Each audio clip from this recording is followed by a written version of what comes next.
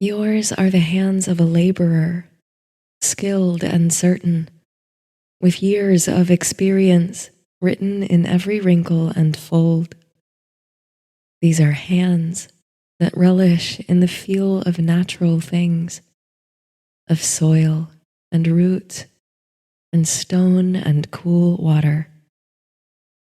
Hands that greet the rough, gritty, and textured with tenderness, that wash away dirt and grime at the end of long days, grateful for the toil and the rewards you reap.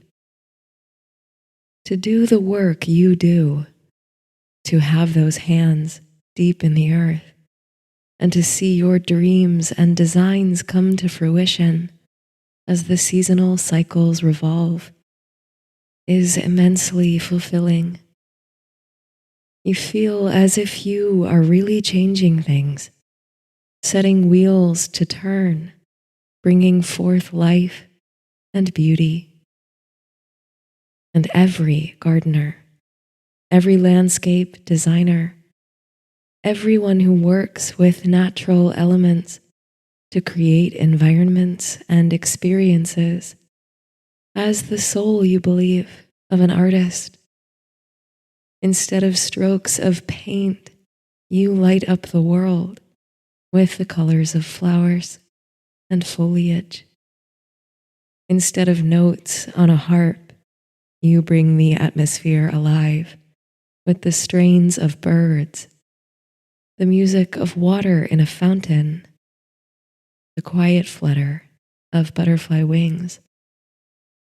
Instead of words and stanzas, you compose with shape, texture, and path, leading your audience through the poetry of the garden.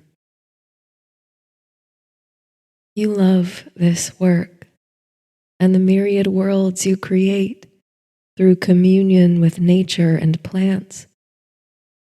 But you must admit to yourself that there are days when you dream of having softer hands, untroubled by dirt and unroughened by hard work.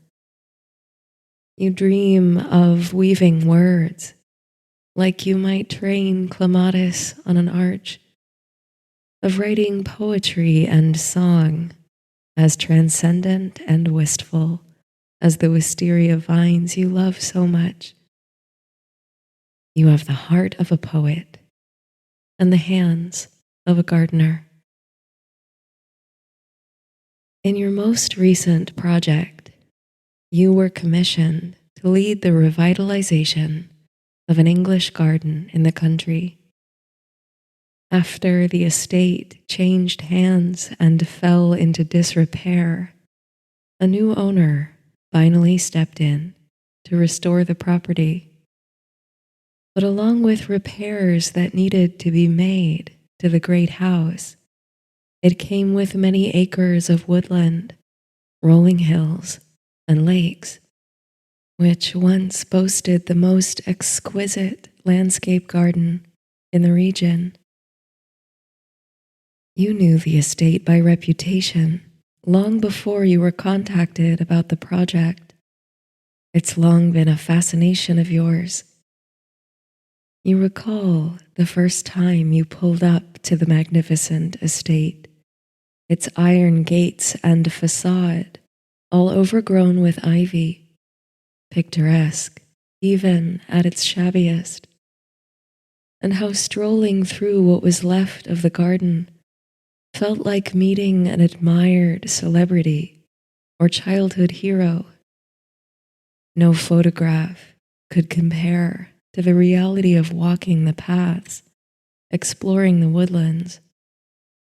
And as you moved through the overgrown, undertended walkways and follies, splendidly Gothic in their ruin and abandonment, your imagination took root, spiraling in 1,000 glorious directions.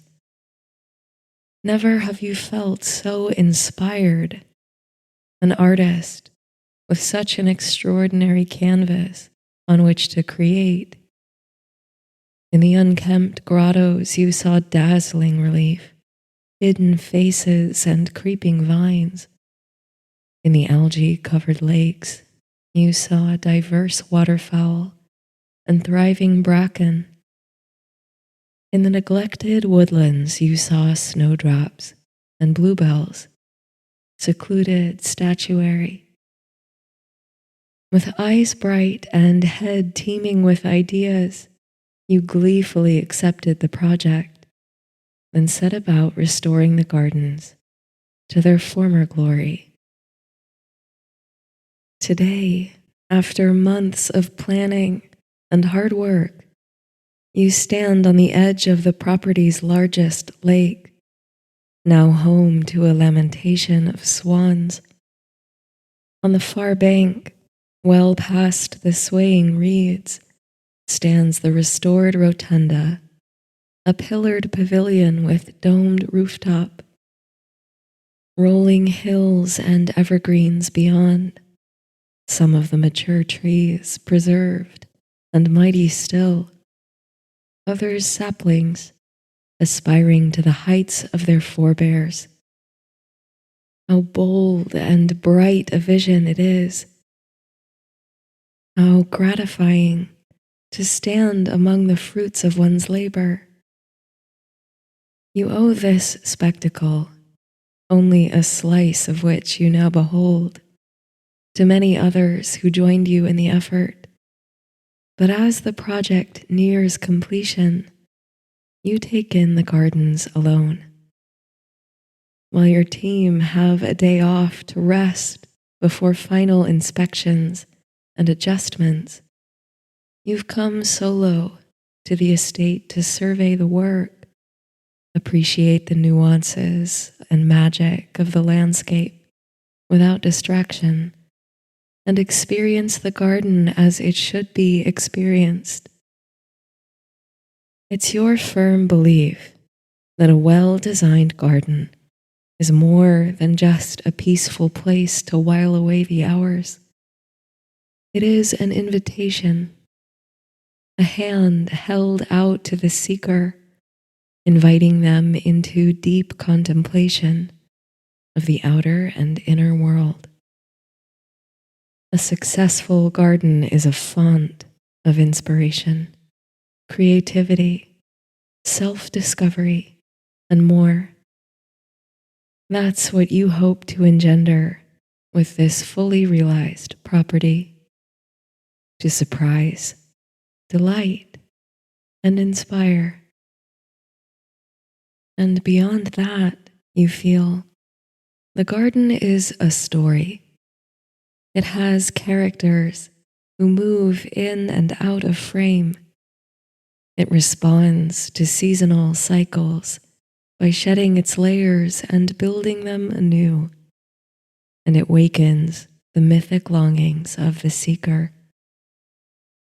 Today, you play the lone seeker, a character in your own winding narrative of flowers, foliage, and fruit.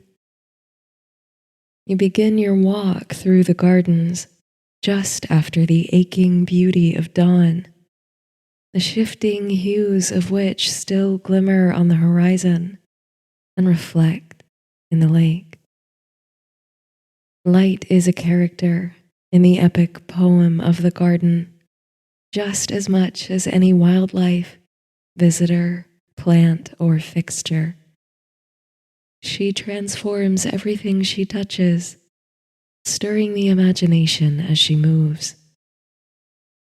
So you move through the dawn-kissed grounds, sweetened by the bliss of solitude and contemplation. Would that you were a poet, able to translate the splendid spectacle of this place into language. What you would give to grasp that alchemy, that transmutation. Perhaps it's some wistful fantasy, but you've stashed a notebook and ink pen in your satchel for this walk. hopeful that the quiet stroll might move you to some words, channeled, intuited perhaps, from the source well of inspiration.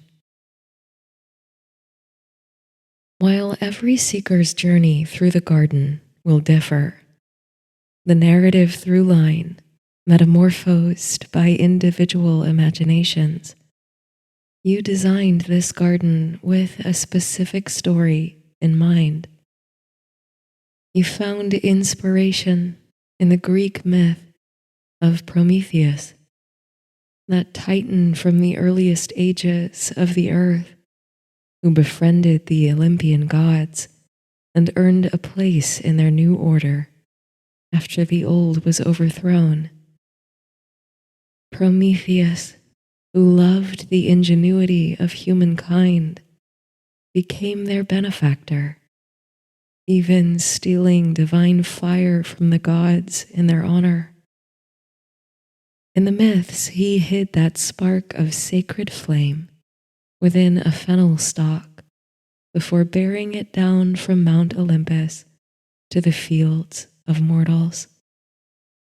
For this reason, you had a border of fennel planted along the entrance path to the garden. The little yellow flowers radiate the most tender scent of licorice and honey as you pass by.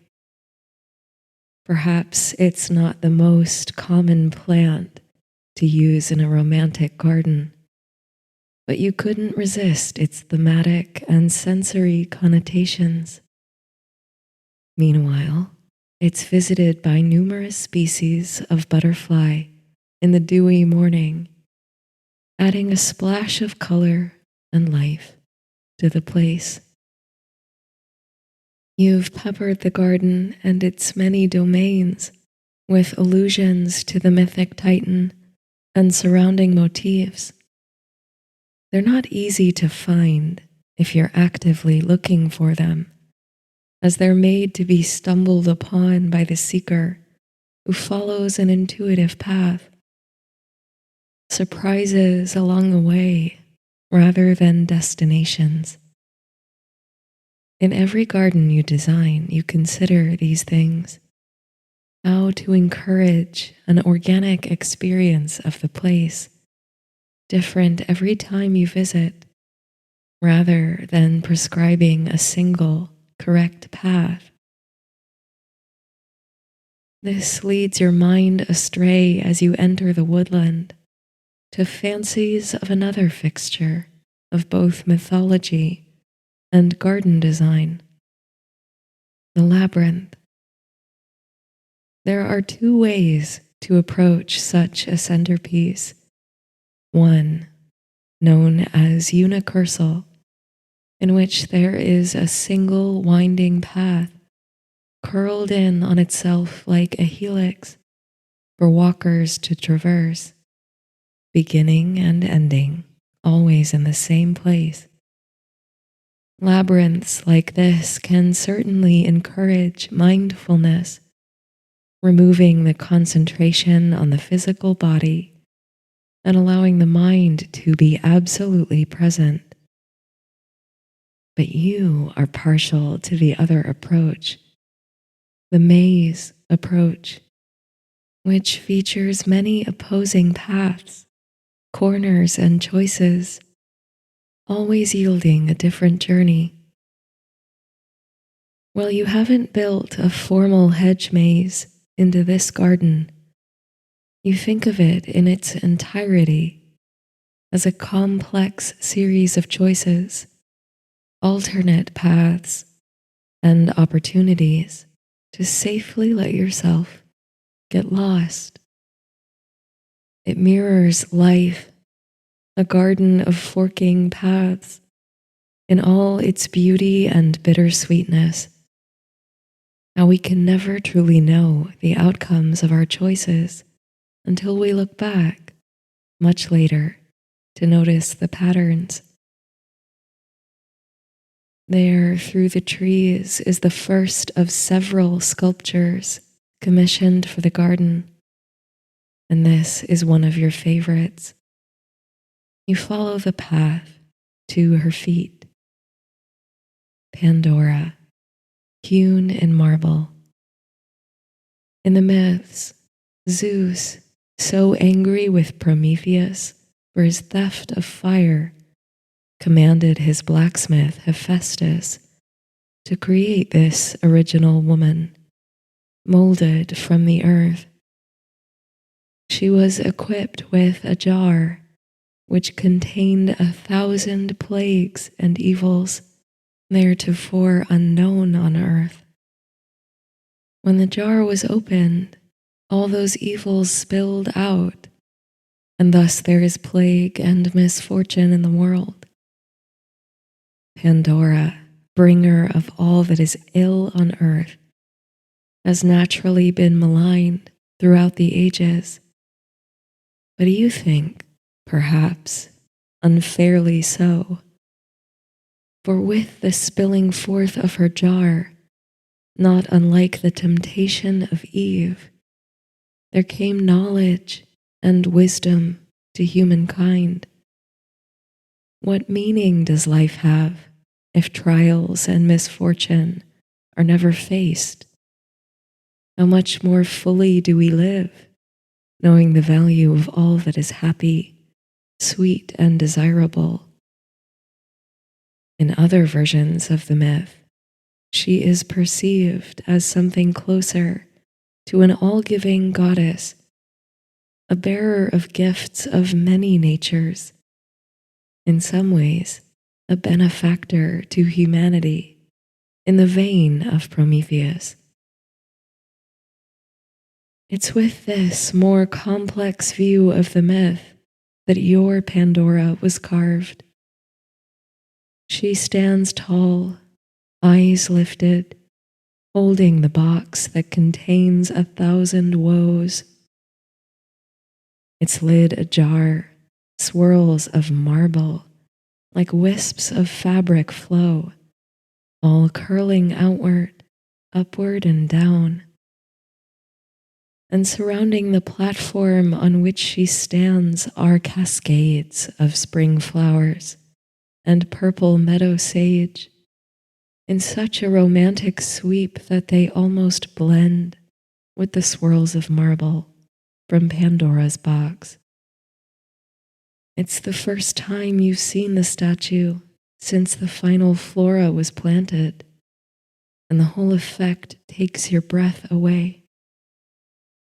To see how the marble and botanicals entwine, overlapping and informing each other. Art, nature, art again.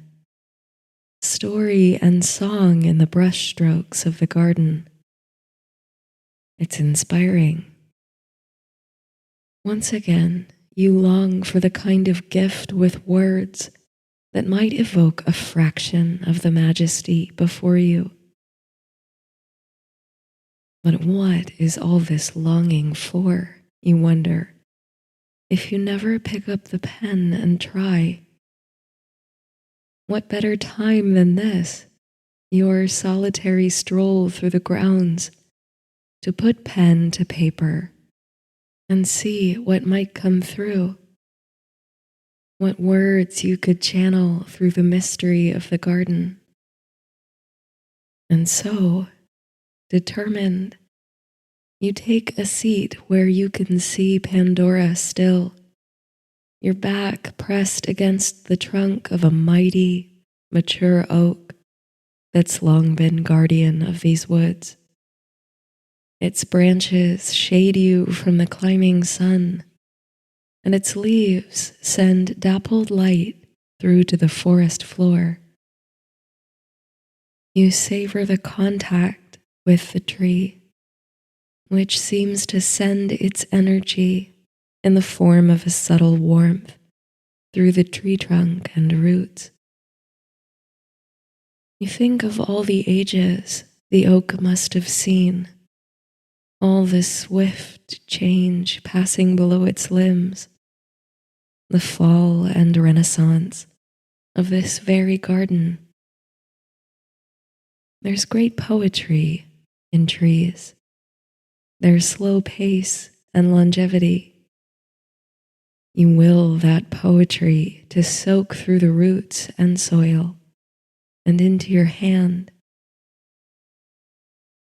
In the shadow of Pandora, you open your notebook to the very first page, blank and waiting, and you scribble the date in the corner to mark the occasion of your dabbling debut. But when you set the tip of the pen to the line, nothing comes. The words do not, as you had hoped, flow like water in a fountain, or flit like butterflies among the fennel flowers. Instead, you sigh in stillness, seemingly unable to push even a line across the blank paper. You turn the pen over in your hands, feeling its smooth curves under your fingers. This instrument, so much more delicate than the typical tools of your trade, the spades and trowels and heavier equipment, feels unknown, untested. You feel for the same kind of warmth that the tree radiates, and you do not find it. Perhaps this is the problem. The tool. You're thinking about it wrong. As you consider the weight of the pen, exploring its contours, you try to imagine it as a fallen branch of oak or alder, carved smooth by a tender hand. Not a pen, but a wand, an instrument of alchemy and magic. You imagine words spilling from it, falling forth with effortless ease, just as the flowers burst from healthy soil, as the tendrils of Pandora's gifts fall from the marble box. A mid-morning breeze, cool and sweet-scented with flowers, kicks up through the trees, rustling the leaves and sending a shiver down your spine. You close your eyes to savor it, the sensory deluge. Can you catch your poetry, the breath of inspiration on the wind? Might it push your pen across the page, unconscious and connected to some deeper source? The breeze wraps itself around your mind and body with the tenderest touch, like silk ribbons caressing your skin. When you gently blink your eyes open, it seems a cloud has passed over the morning sun, leaving the wood in a pinkish, pearlescent haze. The breeze tickles the flowers beneath Pandora's plinth. You feel lighter somehow, energized, perhaps by your contact with the tree, the soil. You look again to the pen in your hand, and you find that its curves and contours are less smooth than you recall, that knots and grains run through it, as if it really is a fallen twig of oak fashioned into a sorcerer's wand. You lower your gaze to the notebook that lies open on your lap. Only it isn't there. Instead, there's only a dusting of soil across your legs, sparkling in the pink play of light. And with a whisper of leaves, a flurry of butterfly wings You know what to do. You know how to awaken the poetic spirit. All this time you've thought poetry was a gift you didn't possess, which was so different, so separate from your gardener's spirit. But now you understand. With swift gesture, you grasp the pen, the wand in your fist, lift it high and plunge it into the soft soil. It sinks with satisfying force. What happens next is instantaneous, and yet unfurls with balletic grace before you. From the place where your pen struck the earth, there suddenly springs forth 100 spirals of creeping phlox, ivy and foxglove, poppies aplenty, and dandelions, bluebells, and may. All varieties of flowers and foliage spinning forth in complex patterns, helical and awe-inspiring. They burst abloom and form more forking paths, unfurling tenderly throughout the woodland and beyond. You rise, amazed to follow, as they unfold over the hills, blanketing the ground in scarlet and white and blush and green. Your eyes cannot feast on it enough, on the abundance and life that spread before you, all bursting like a spring from the impact of your pen. A small white butterfly floats beside you, seemingly dizzied by the explosion of flowers. It comes to land on your outstretched hand, which you bring close to your face to behold the beautiful creature. And now your eyes drink of an even more miraculous sight. For the butterfly's wings, frayed at the edges, are made of paper, and on them are scrawled tiny, elegant words. Wonder-struck, you look to the flowers unraveling below and before you. These, too, to your amazement, are made from the rolled edges of parchment in 100 giddy hues, with countless words curling inward and outward. So you reach down and you pluck a red rose. You must pull the petals one by one to read the script thereupon. Through primrose tufts in that green bower, the periwinkle trailed its wreaths, and 'tis my faith that every flower enjoys the air it breathes. Your heart lightens with the revelation of the poetry and expands as you realize every petal stretching out toward the lakes, the fountains, and the rotunda must contain some seed of sweet language like this. In the petals of bright yellow flowers with skyward heads you find inscribed, "Ah, sunflower, weary of time, who countest the steps of the sun, seeking after that sweet golden clime where the traveler's journey is done."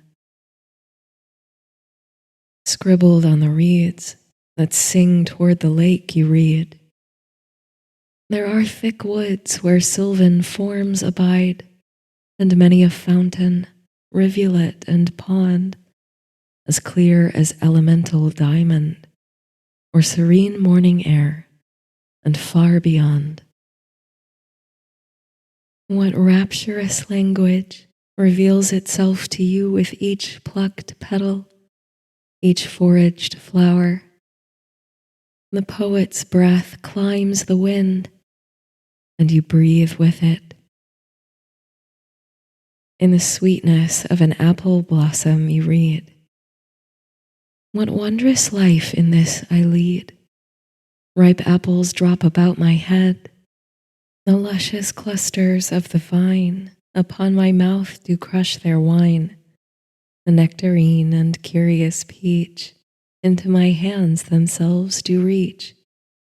Stumbling on melons as I pass, ensnared with flowers, I fall on grass. And scriven in the bell of a foxglove you find, come slowly, Eden, lips unused to thee, bashful sip thy jessamines as the fainting bee. Reaching late his flower, round her chamber hums, count his nectars, enters, and is lost in balms. How gloriously these paper flowers unwind their labyrinths in the climbing sun. How the vines train themselves to climb trees and trellises, blanketing all in poetry. And you move through the landscape as if through a dream. It seems to ripple and undulate about you like sea life. This is the transformative nature of the garden, you think. A truly breathtaking garden transcends itself, awakens the seeker to inspiration sought and unsought. Along the path you come to the restored hermitage, a staple of English romantic gardens. The cottage hangs now with cascades of wisteria and trails of climbing ivy, all paper thin and fluttering in the breeze. It's a place you could see yourself wasting years, decades, piling papers in every corner, filling every page with poetry. You find verses inscribed here, too, on every leaf, every lilac flower. Sound of vernal showers on the twinkling grass, rain-awakened flowers, all that ever was, joyous and clear and fresh, thy music doth surpass. The words, wild and wonderful, manifest in every corner of the garden you explore, adorning even the littlest leaves of grass with, "A child said, 'What is the grass?' fetching it to me with full hands. How could I answer the child? I do not know what it is, any more than he."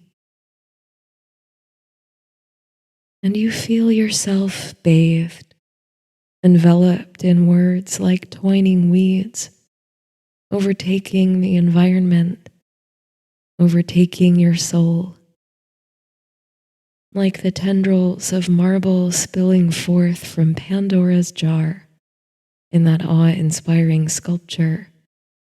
They fill you to the brim with poetic spark and spirit, such that cannot be contained, all from the mighty plunge of your pen, your wand, into the earth, all from the play of your poet's heart and gardener's hands.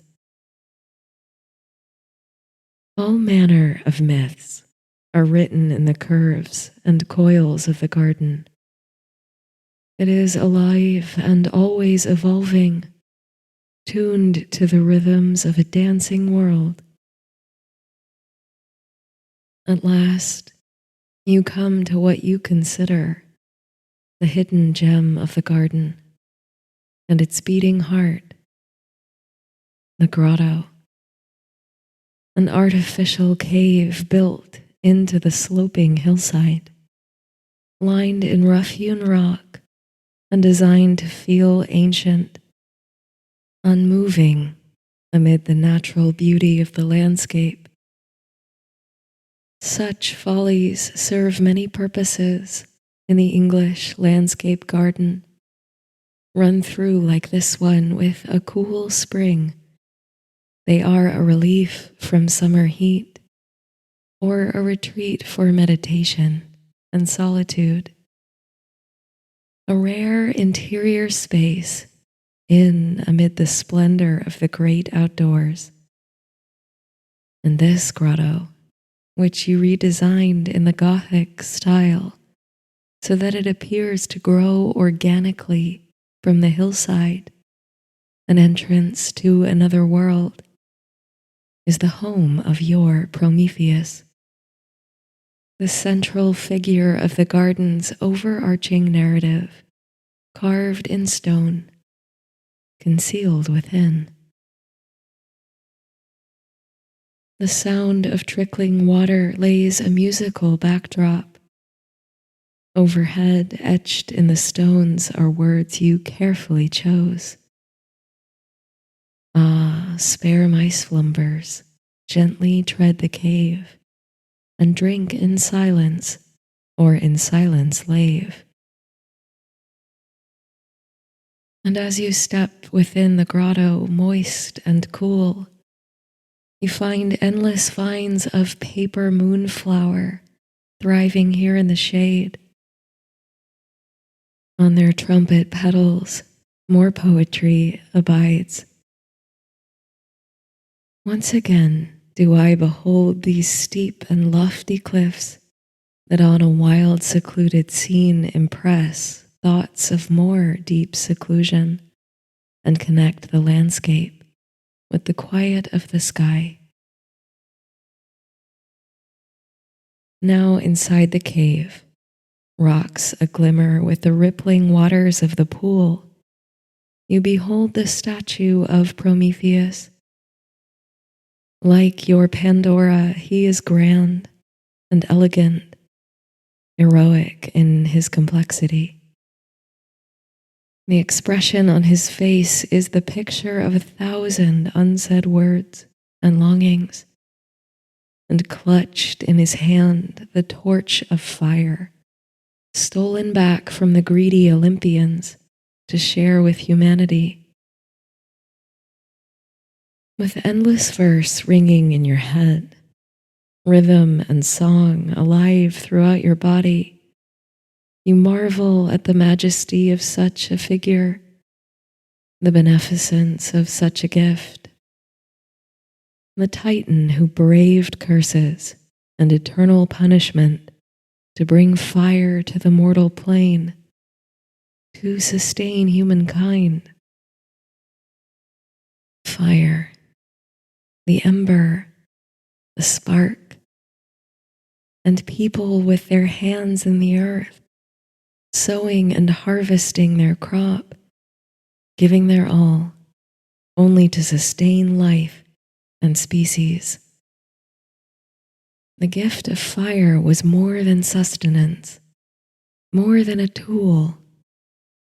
It was new breath, new spirit. It was inspiration and change and transformation, the catalyst of movement, wonder and transcendence. It made and makes the earthly into the ethereal. Fire is poetry, the transformative spark that connects the earth and the air. Your laborer's hands, your blithe spirit. You stand at the feet of Prometheus, humanity's great benefactor, in the inner sanctum of this, your wild, wondrous creation, and surrounded by a swirl of potential poetry. Words like weeds that creep unbridled and feral, finally unleashed from your poet's heart. And you know at last that you have always been the poet you long to become, in possession of mighty contradictions and complexity. You are large. You contain multitudes. Within you are endless verses, untamed, even untranslatable, shining through you as wild wisteria, barbaric yawp, one to be celebrated and sung. Somewhere beyond the stones and the spring of the grotto, perhaps soaring lightly over the woodlands or the lakes, goes a skylark gaily singing, like a poet hidden in the light of thought. And from your lips fall words of praise for that song, which echoes even here in the depths of the grotto. Better than all measures of delightful sound, better than all treasures that in books are found, thy skill to poet were, thou scorner of the ground. Teach me half the gladness that thy brain must know. Such harmonious madness from my lips would flow. The world should listen then, as I am listening now.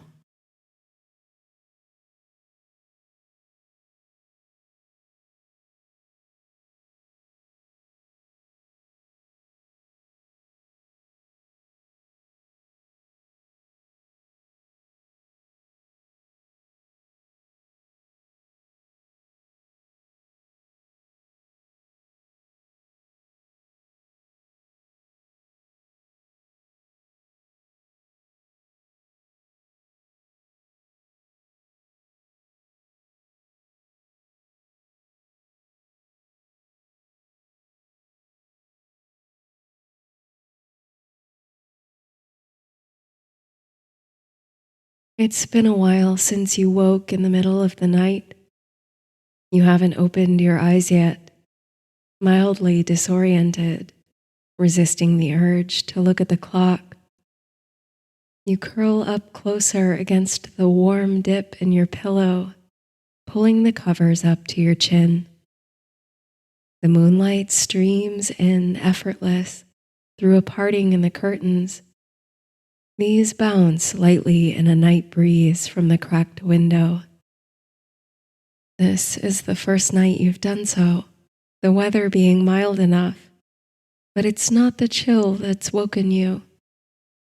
Perhaps it was a dream, though any dream details you might have remembered slip through your fingertips as soon as you land upon the thought. That's the way of dreams, after all. Well, a sigh parts your lips. For better or worse, you are awake now. You slide out of bed, wrap yourself in a thick robe, and go to the kitchen to put the kettle on.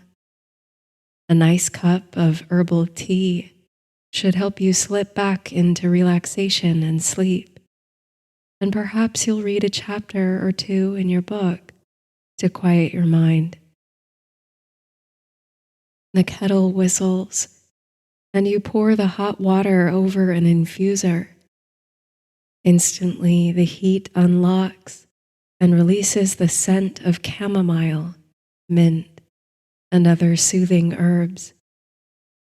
You breathe in the aroma deeply, feeling your shoulders drop and the muscles of your face relax. You retrieve your book from the coffee table and snuggle into the padded window seat, pulling a throw blanket up to your knees and flicking on a lamp within reach. Moonlight streams in through the wide bay window, and the warm radiance of the lamp meets and mingles with the cool natural light. The moon, big and bright tonight, provides enough illumination for you to see the texture of the trees that border your property. It seems to be a remarkably tranquil night. Little breeze to sway the branches, and a delicate midnight peace draped over everything. You sip slowly at your tea and read the book propped open in your lap. It's a good book, certainly, but you find your gaze tugged at now and then, your attention straying to look once more out the window. You decide to open the window just a crack, and a cool, refreshing night air, fragrant with crocus and violets, sweeps in to liven up the stuffiness of the house. And as you continue to read, intermittently pausing to let your eyes settle once more on the moon-kissed pines and birch trees, a profound sense of tranquil security settles over you, a cozy, nestled sensation only possible at this most magical of hours, a feeling of absolute trust in the safety of your surroundings, like you've slipped from the ordinary world into your own dream cocoon, where everything you can see, hear, smell, and touch is coming from your own mind. Messages from the other side of sleep. Maybe it's the aromatic florals of the night mixed with the herbs in your tea, but the scent of plant life seems to grow stronger and more intoxicating with every breath you take. Your eyes wander vaguely from the page, and for a moment, you're unsurprised to see the cascades of wisteria that hang from the edge of your window seat, the network of tree roots that weave across the floor. But then, as you watch, before your eyes, the room transforms. The roots reach and burrow, and great trees grow up from nothing, stretching toward the ceilings, which dissolve into a clear, midnight sky. Soon, even that is near obscured by a burgeoning canopy, needles and leaves and branches closing in toward each other. The walls fall away, and a forest grows right in the middle of your very home. There's the fragrance of fresh growth all around, fresh and bright from the evergreens, which retain their splendor year-round, and diverse flora bloom from what was once hardwood and is now a complex forest floor, with many shrubs and flowers now reaching their peak.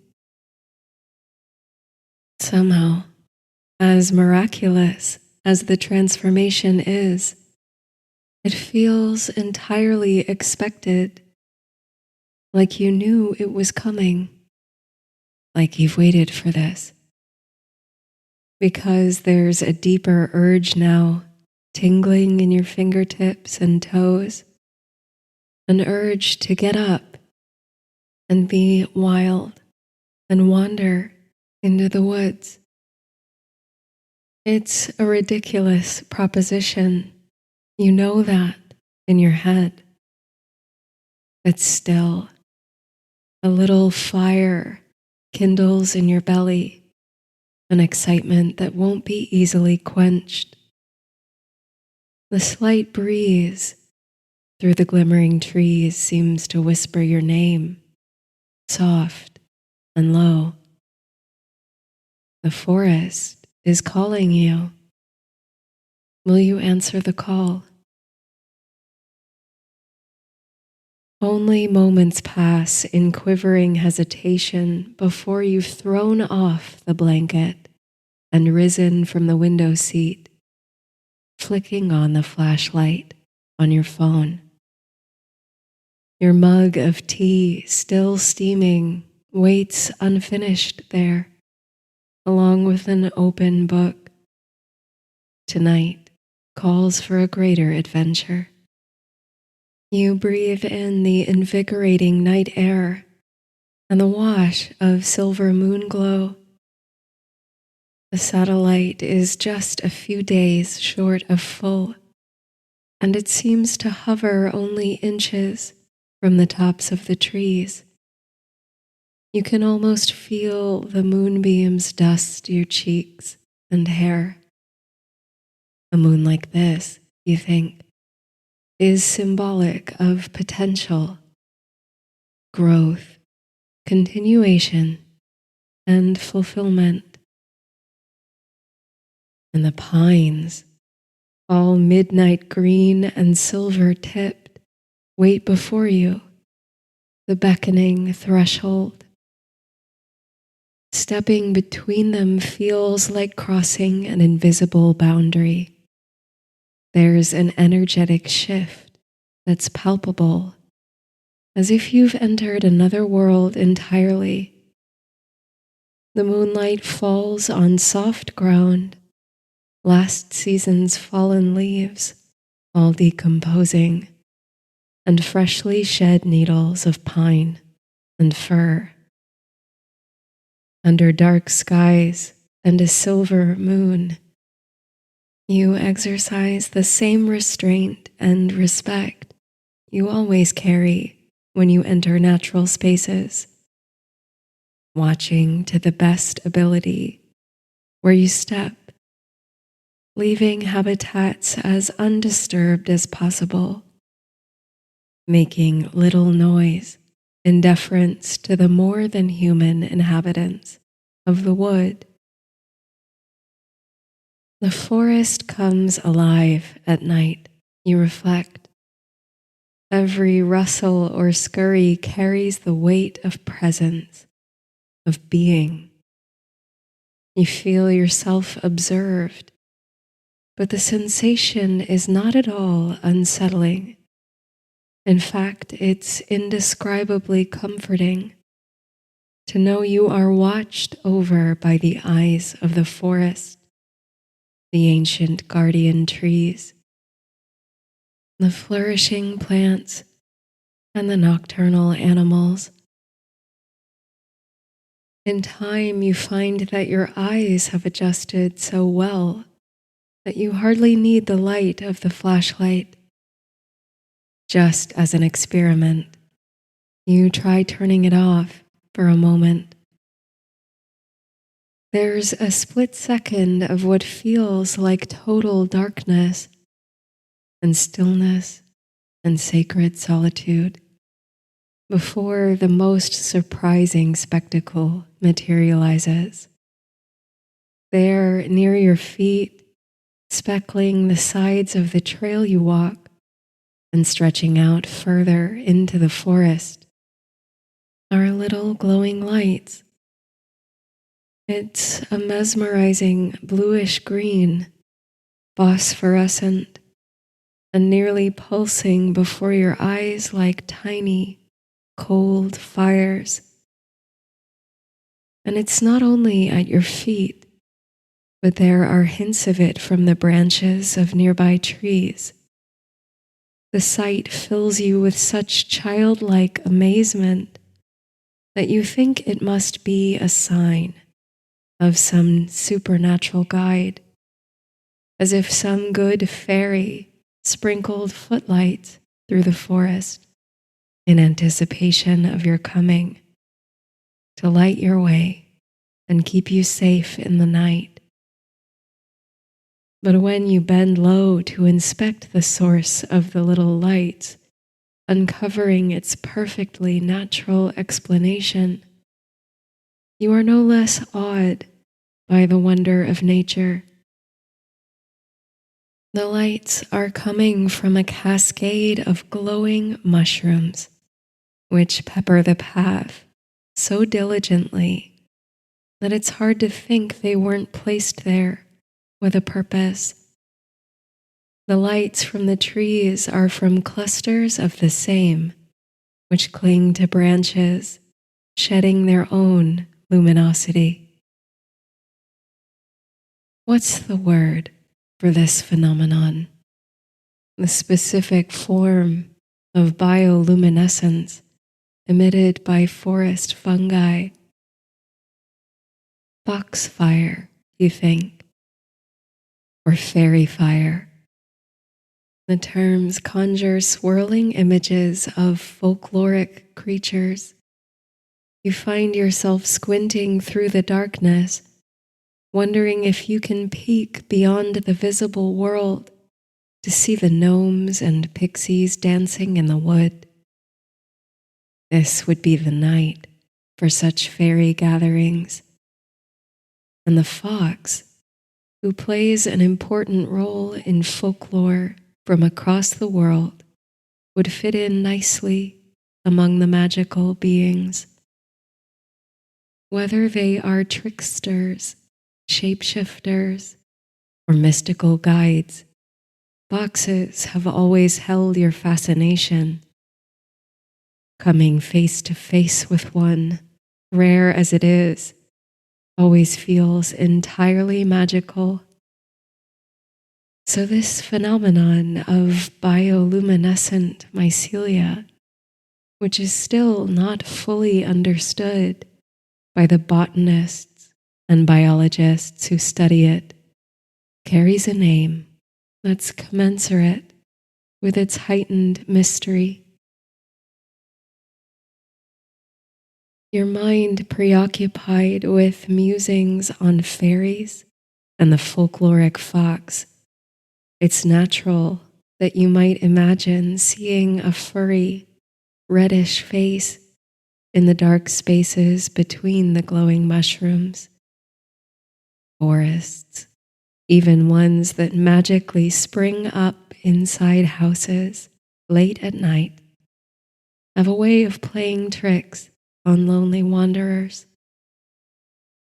But there's the rub. It doesn't seem to be a trick.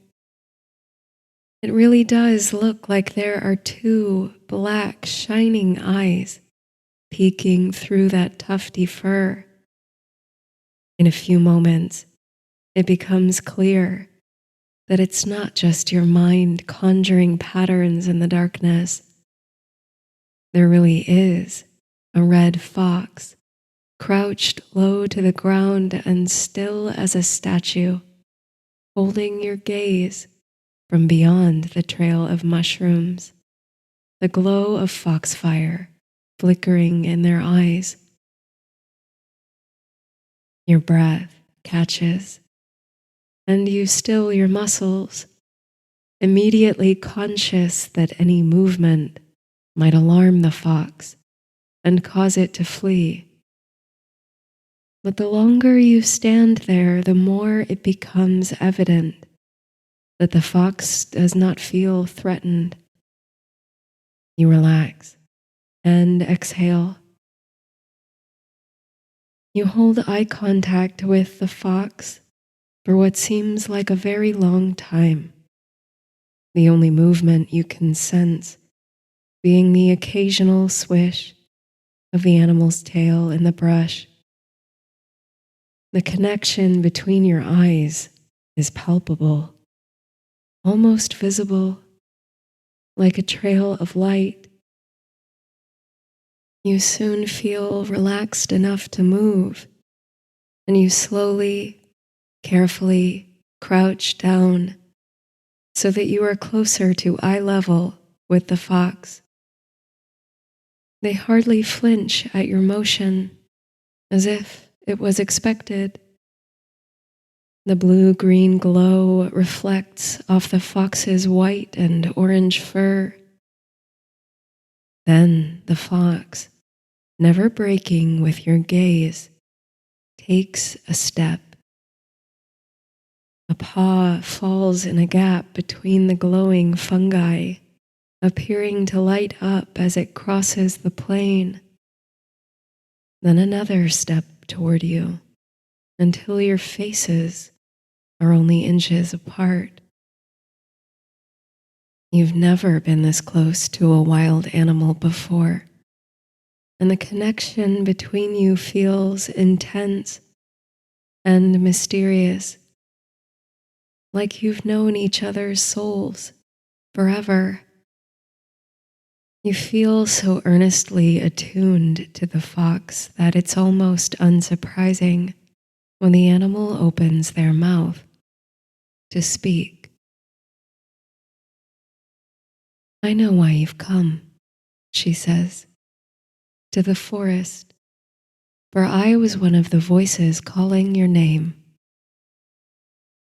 You wonder for a moment if waking in the night, brewing the tea, and finding yourself in the midst of all this sudden growth, if all of it could be a dream in which you're still embedded.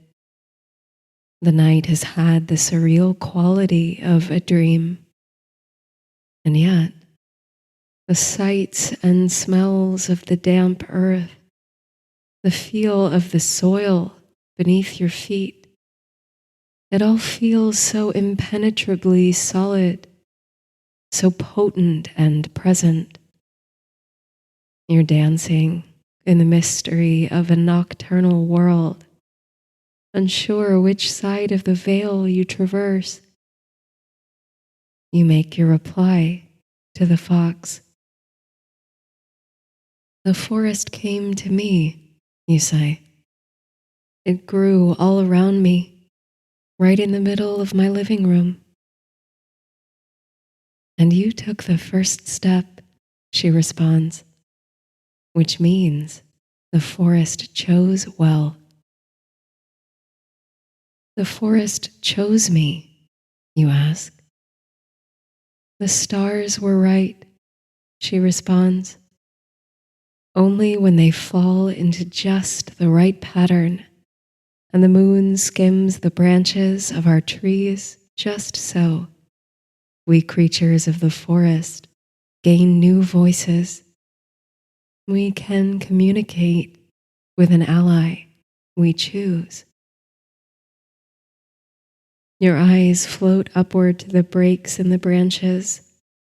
Indeed, here moonlight sneaks through the canopy to fall like silver strings. You can see some stars, too, blinking bright against the darkness. It's an exceedingly clear night, one when the celestial bodies appear close enough to kiss, and you can feel the immediacy of your place in the cosmos. You wonder if this is a specific forest when you've wandered before, or if it's something more mysterious. The idea of a forest, the apotheosis of all forests. A sense of immense honor settles upon you like a crown of leaves. To think you've been singled out by the spirits of this place. "I speak on behalf of the forest," says the fox. "You will meet others who can do the same if you continue to walk the path. We've watched over you in every wood you've ever walked." "You have?" you inquire, imagining the network of tree roots communicating with each other across time and space. Very few who cross into the still wild spaces of this earth do so with the same reverence. The forest chose you this night because we see you as a friend, as kindred. The fox's words touch your heart. A slight breeze whispers through the trees at this moment, tickling the back of your neck. You can hear the sound of your name, you're sure of it, between the leaves. And so, the fox continues, on this night, while you walk safely within our moonlit world, you will meet the voices of the forest. Each of them, myself included, will answer one question for you. The mysteries of the wild are yours for the questioning, traveler. You are aware now acutely of the multitude of spirits in this wood, the seen and the unseen, birds in the trees, insects in the dirt, the cocoons and chrysalises clinging to the branches, the roots beneath your feet, and the networks of plants. You wonder what else, who else will speak to you on behalf of the forest. And more urgently, you ponder what your first question should be. What wisdom do you seek from the fox? Surely there are many secrets the fox harbors, secrets that have made her species fodder for so much myth and folklore. Trickster, guide, shapeshifter. With her ability to slip unseen through forest and city alike, she must be witness to mysterious and wonderful things. Yet, she is one of the quietest of animals. She keeps her own country and remains tight-lipped. Considering this, your question at last arises. Why is the forest speaking to me through you, who are commonly silent? The fox's eyes slowly close, then open again. Somehow you have the sense that it's her way of smiling or expressing contentment. She speaks. I reserve my voice for those occasions when I cannot stay silent, she says. The forest knows this. In choosing carefully how and when to speak, I ensure that my counsel falls not upon those unwilling to listen. To mediate for others and for my kin of the forest is my great honor. You take in the fox's answer. Diplomatic as it is, there seems to be a kernel of wisdom housed in it. The notion of reserving counsel for those most likely to listen and being a voice for the voiceless. You will take some time to digest her words. Somewhere deep in the wood, an owl hoots softly. Your next answer lies that way, says the fox, turning her head down the path in the direction of the sound. Follow the lights. Thank you, you offer the fox, but she dashes off into the darkness of the wood before the words are out of your mouth. You're left wondering if the interaction was real. But then the tender hoot of the owl sounds again, and the spell of the forest weaves itself around you. You rise to your feet and move down the trail, following the foxfire glow. It isn't long before you find the next guide, whose white feathered face shines like the moon itself on a high branch.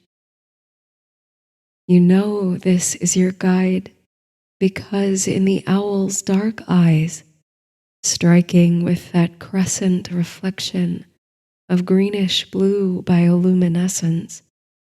It's like you can see the whole dark forest mirrored.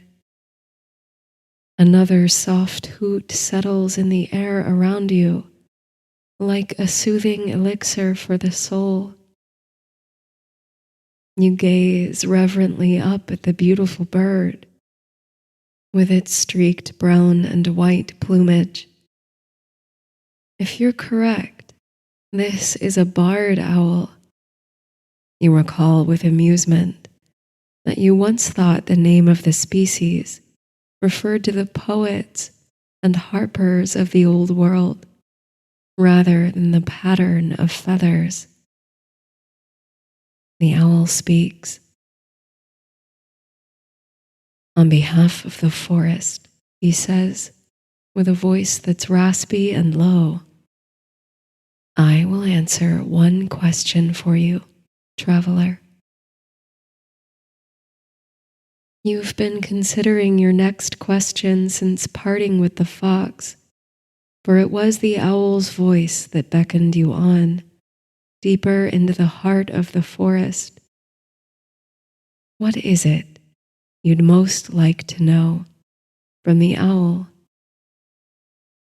His eyes gleam, containing endless darkness and slivers of light.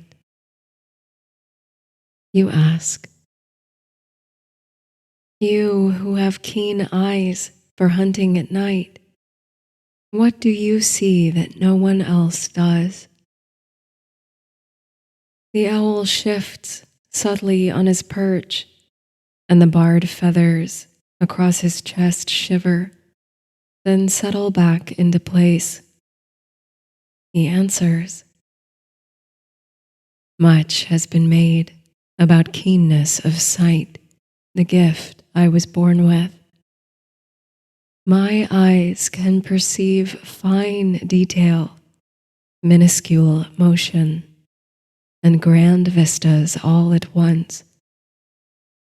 I can see the center, the above, the below, and make out the tiniest mouse scurrying beneath the leaves under cover of darkness.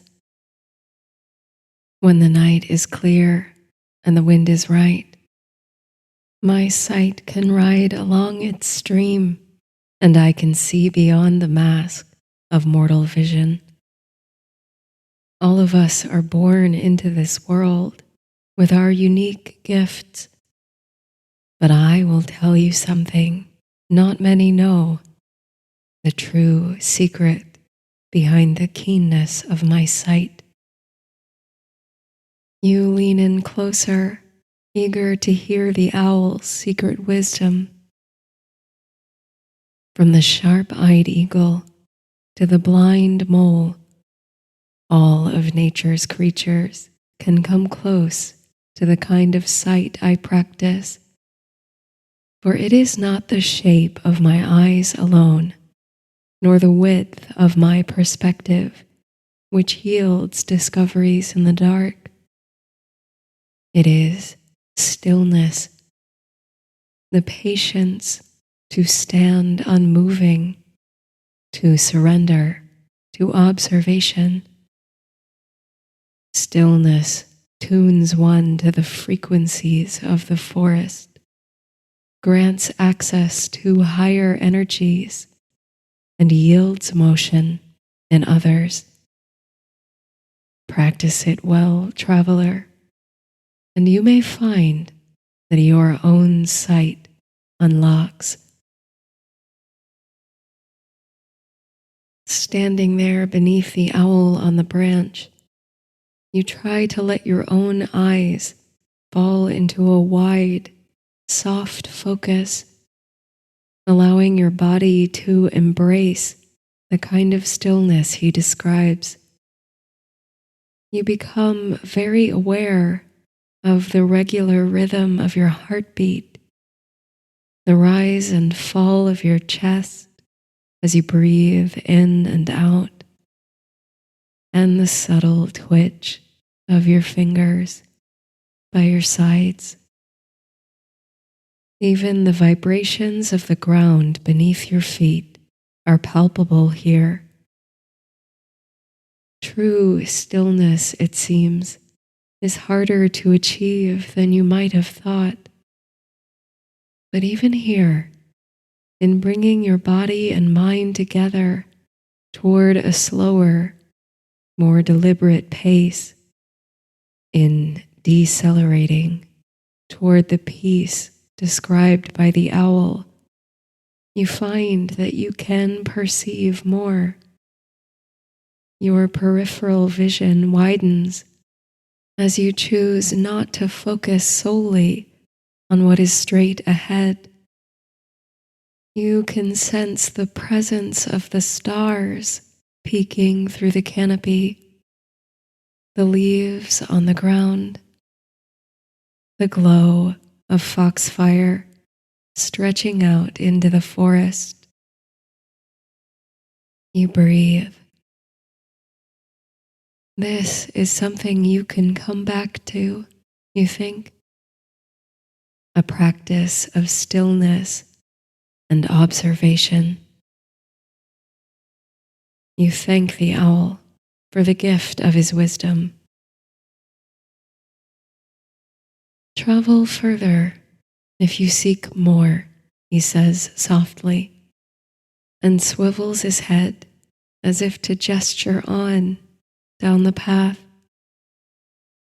Then, with the swiftness of the fox before him and a near silent whistle of wings, he is gone.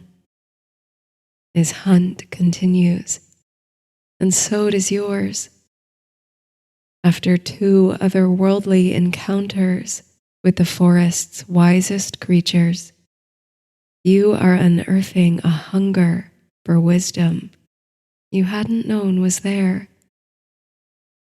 You've always approached the natural world with a sense of open wonder, certainly a curiosity about the inner workings of its systems and species, but never have you considered how thoughtfully it might speak to you, how a simple enough question can yield entryways into the complex spirals of awe. So you travel on, following the Foxfire Trail, eager to find your next guide. You wonder who will reveal themselves to you next.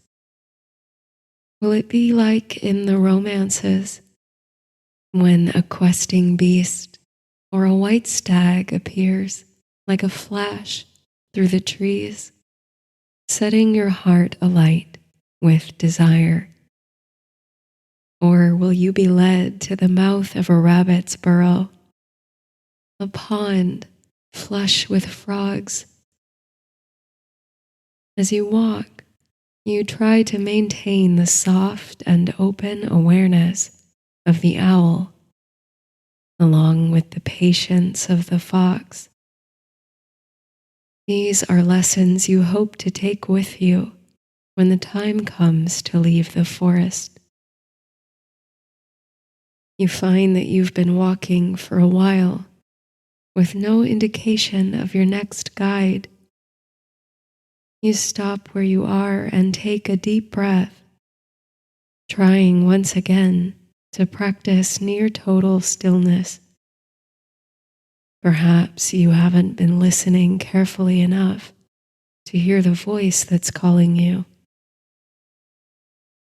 There is little sound in the forest at this hour. Somewhere far off between the trees, a twig snaps. Even further away, if you listen hard enough, there's the hum of a vehicle on the road. Strange that here, so deep in the enchanted heart of nature, you can still sense the encroachment of civilization. You widen your gaze, softening your eyes, trying to take in all that's around you. Foxfire dabbles the path. And then there is a shimmer that you did not notice before.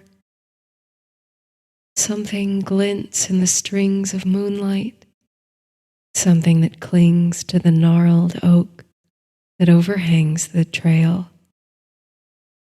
There, glistening like milk-white pearls, are what look like berries. Around them curl silvery green leaves and foliage.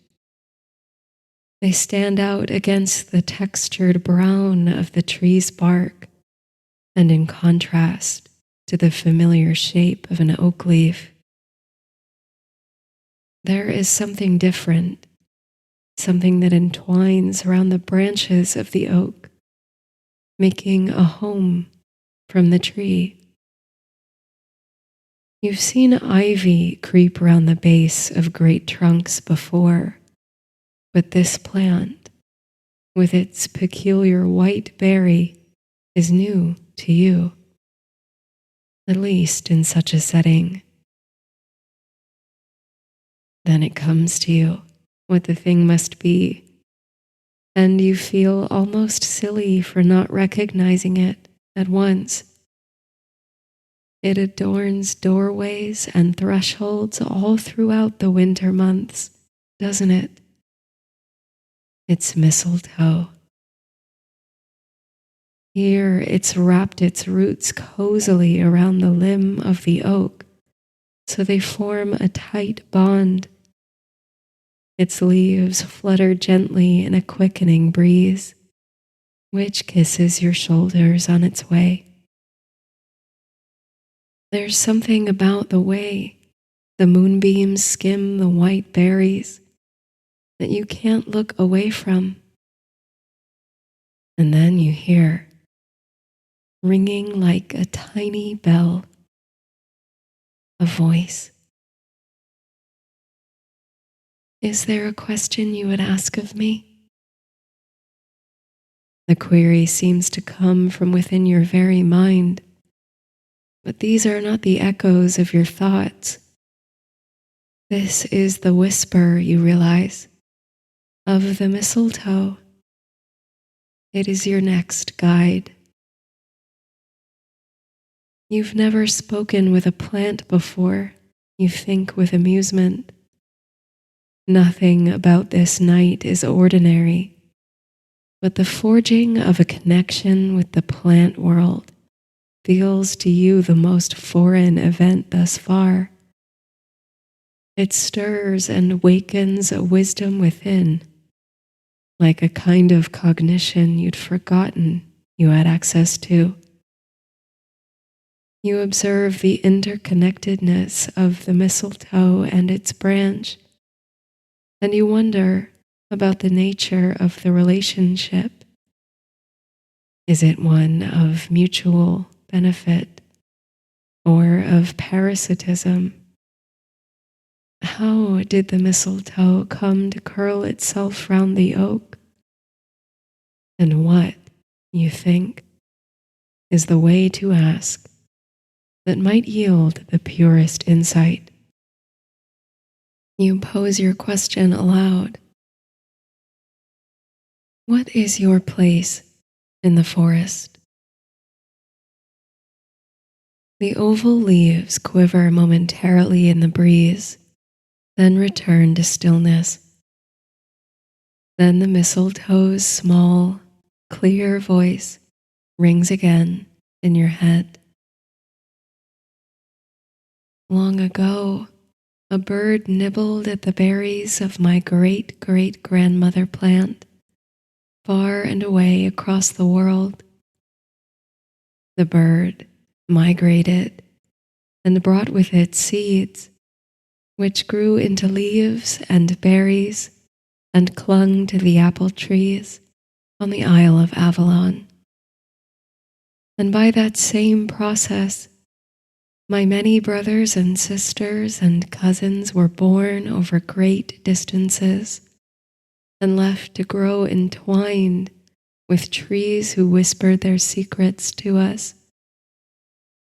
We became oak wise, birch knowing, alder kin.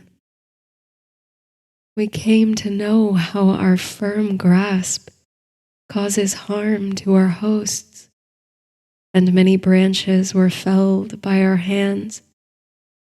We regret the loss, but those fallen branches met the earth and melted there into the soil and came to feed the living trees and shrubs. I know the migratory patterns of birds, the feel of oak bark, and the signals of connected roots. I know better, perhaps, than most, that everything is connected, from the smallest of sprouts to the most distant stars. I know that boundaries are only erected to sever the inseverable connections within nature. It's how I know that you are the same as me, no matter how far your kind drives mine away with walls and stories. You think of the tree roots that stretched themselves across your floors and the walls that dissolved into the world, walls that only exist to keep the inside out and to maintain the illusion that you are separate from the natural world instead of deeply embedded within it, an integral part of its connected universe, like the mistletoe wrapped around the oak. One more guide will speak to you tonight, the mistletoe whispers in your mind. They've been trying to reach you, calling your name since first you entered this forest. But they are very hard for the uninitiated to hear. This remark gives you pause. Yes, you've been hearing your name in the silence of the wood, you're sure. But who can the speaker have been? The wind?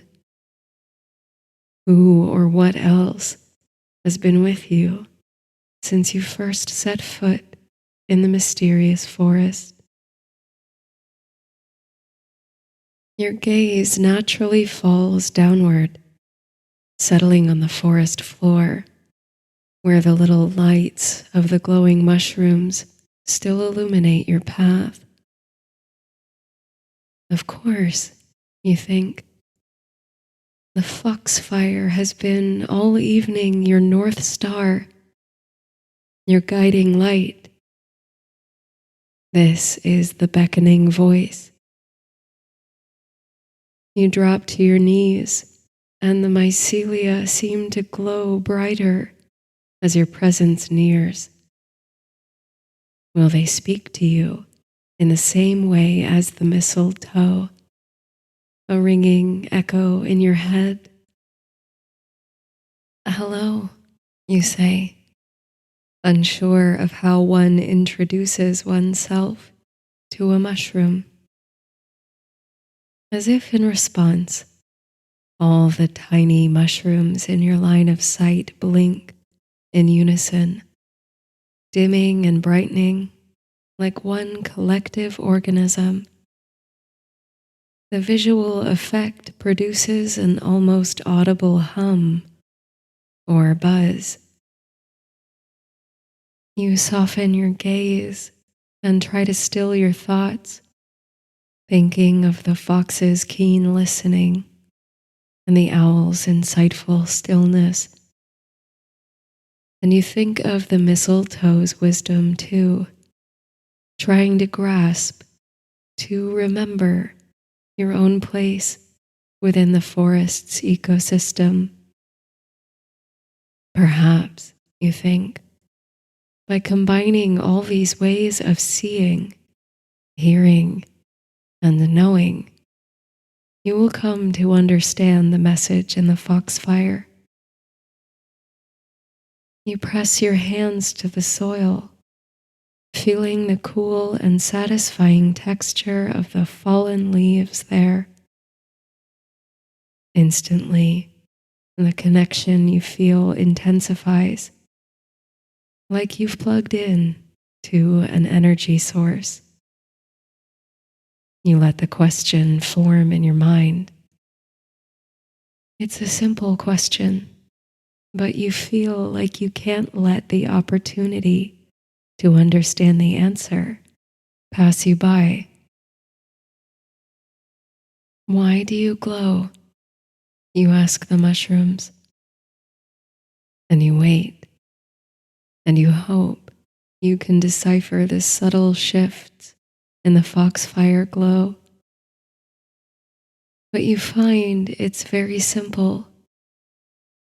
With your hands to the earth, your focus soft and your senses peaked, the answer comes through decisive and clear, like sound waves pulsing up through your limbs to resonate deep within you. A secret language in which you'd forgotten you were fluent. When your children learn to draw, hums the foxfire, with their fingers still undisciplined. It's only lines and scribbles. The songs of their souls are still so abstract, and here the glow shifts with a burst of frenetic energy, as if your guide is unleashing a joyful and unbridled bellow. The message continues. I saw a star once and wondered why it shone, but it wasn't for me to know. I brought romantics to the woods and was mistaken for a ghost. Fairies nested in my aura. If you or your kind had your ears to the ground, you might understand. I am still testing my light, refining my rhythm. I am young, like the earth, and I don't know yet what I'm capable of, what I can create. Neither do you, little traveler. You are a child, too, and I do not hold your clumsiness or your naivete against you. I admire your trying. There is no secret, no grander mystery to my cold fire, my promiscuous glow. I know as much as you. I am learning to sing. The glow returns to a constant, and the buzz in your limbs recedes. You kneel and ponder the strange message you've just received. All the other guides seemed so sage, so wise, so willing to impart profound and meaningful counsel. But something stays with you about the foxfire's tale. It's a complete surrender, you think, to the vast unknown, to the clumsy nobility of trying and of failure, to the unthinkable age of the universe and the childlike innocence of all earthly creatures in comparison, to the absurdity of anyone or anything that claims absolute certainty. There's something deeply comforting about it, the reminder that you are not alone and are in fact held by a whole world of unknowing, of utter mystery. You press your hands again to the earth, intending to convey your thanks to the trail of Foxfire for their guidance and wisdom, and also to let that thanks radiate out to all the spirits of the forest. But beneath your fingers, a change is taking place. Soil and moss withdraw from your touch, giving way to the tight threads of a throw rug. Roots recoil and limbs retreat. Trees unmake themselves, and glowing mushrooms shrink from view, disappearing into the ground. The stars blink out overhead, and the moon disappears, the night sky replaced by ceiling beams. The walls rematerialize. You're back in your living room, in the cool blue light of midnight, with a tender breeze sweeping in from the open window. No more wisteria overhangs the dormer, where your book lies open to the page where you left it. Wisps of steam still rise from the mug of tea, scented with herbs. All is as you remember at the moment you first stepped into the mysterious wood. Oh, but you are changed. You were called to the forest tonight and led by animals and plants and the spirits of nature. You were initiated, and you carry now new wisdom. No, old wisdom, long forgotten, and at long last remembered. Something stirred in you tonight that had long been sleeping. It roused you from your dreams. Tonight, in your home, a forest grew.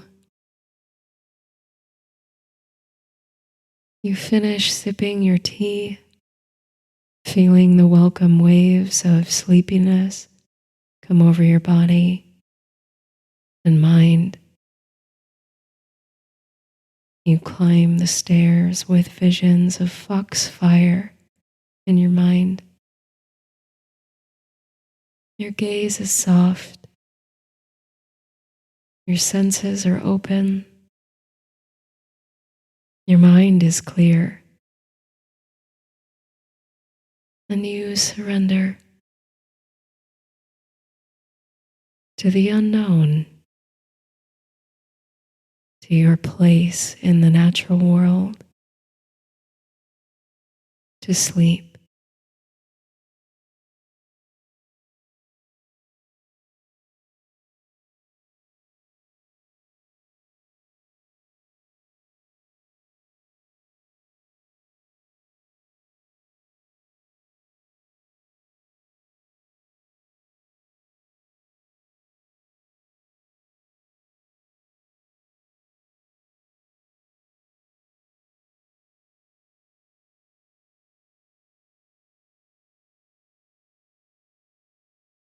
Tonight is the night, says a whispering voice, an incantation on the breeze. Tonight is the night for flowers. Tonight is the night for frolicking. Tonight is the night to work in the light of the moon. All down the day, in the lazy, lengthening sun, it echoes like a drumbeat in the mind. Tonight is the night. Like the buzzing of bees, or the flutter of butterfly wings, which will soon return on the breath of spring. Tonight, tonight, in the light of the alder moon. For half a turn of the earth you sheltered long inside, cocooning yourself in the warmth of the hearth. On crisp, light days, you've walked on crunching leaves, admiring spindly, bare-limbed trees, even let your feet fall on powdery snow. But always, you've nestled back into the comfort of four walls, toasty by the fire and safe from wind and weather. Now, as the earth softens, frost melting from the soil, you can feel yourself softening too. The buds are breaking open on the trees, seeds sprouting in the ground, and familiar bird songs return to the sky. The robin and the myrtle warbler, the chatters and ticks of tree swallows, the gurgle of the red-winged blackbird. Spring, they sing. Spring is come. The trouble is that you've grown used to winter, accustomed to the snug safety of the home, like rabbits snug in their warrens, hidden away from the wilds. To welcome spring again is to step beyond the threshold, to open your heart once more to the wildness of the earth, and to shed layers that have become a second skin. But under the thawing frost is that which you've missed most in this time of winter. Your garden, a seed, a sprout, a bud. These are all potentialities. Like an egg unhatched, each seed contains immense possibility. Each sprout is only at the beginning of its journey, but it is imbued with the natural wisdom and magic of seasons past, or of the elder plant that shed it. A chorus of questions come with spring. What will bloom? What will return? What will wither in the ground, never growing to fruition? It takes courage, you think, to be a plant, to break free of the seed shell and leave the warmth and safety of the soil, to coil upward toward the sun, to flower and to bear fruit, knowing you put yourself at risk of pelting rain and snow, or dry weather and sustained heat. It takes courage to grow. You brew a pot of tea made from winter herbs harvested and dried. Sage and mint whisper forth on spiraling steam, fresh and savory. You sip it slowly, blowing on the hot water to cool it, enjoying the end of your homemade winter tea mixture as you pass the time till dusk. It's your own personal tradition, a valued ritual to welcome the spring by night, planting seeds in the silver of the full moon rather than by the golden light of day. And so close to the vernal equinox, when the day and night are equal measure, the full moon commands great magic. It is an auspicious time for sowing, for cultivation, and for rebirth. The rest of the day is spent baking fresh bread, the scent of which conjures immediate coziness and feelings of abundance, sweeping the hearth to clear out the dust and stagnant energy, and reading a few pages from a book of poetry. The poems resonate with the voices of the natural world, of impossibly deep roots, of the irresistible call to migration, of the sublime majesty of mountains and lakes. You are ever conscious these days of the stretching daylight, the added minutes each day in which sunlight lingers, as though holding fast to the horizon, aching to see only a moment more of the earth's beauty. The quality of light is changing too, every day, stone gray melting to halcyon honey. The moon is visible long before twilight, like a reflective disk over the trees, a blank space overhead that's perfectly round, imbibing the active light of the drooping sun.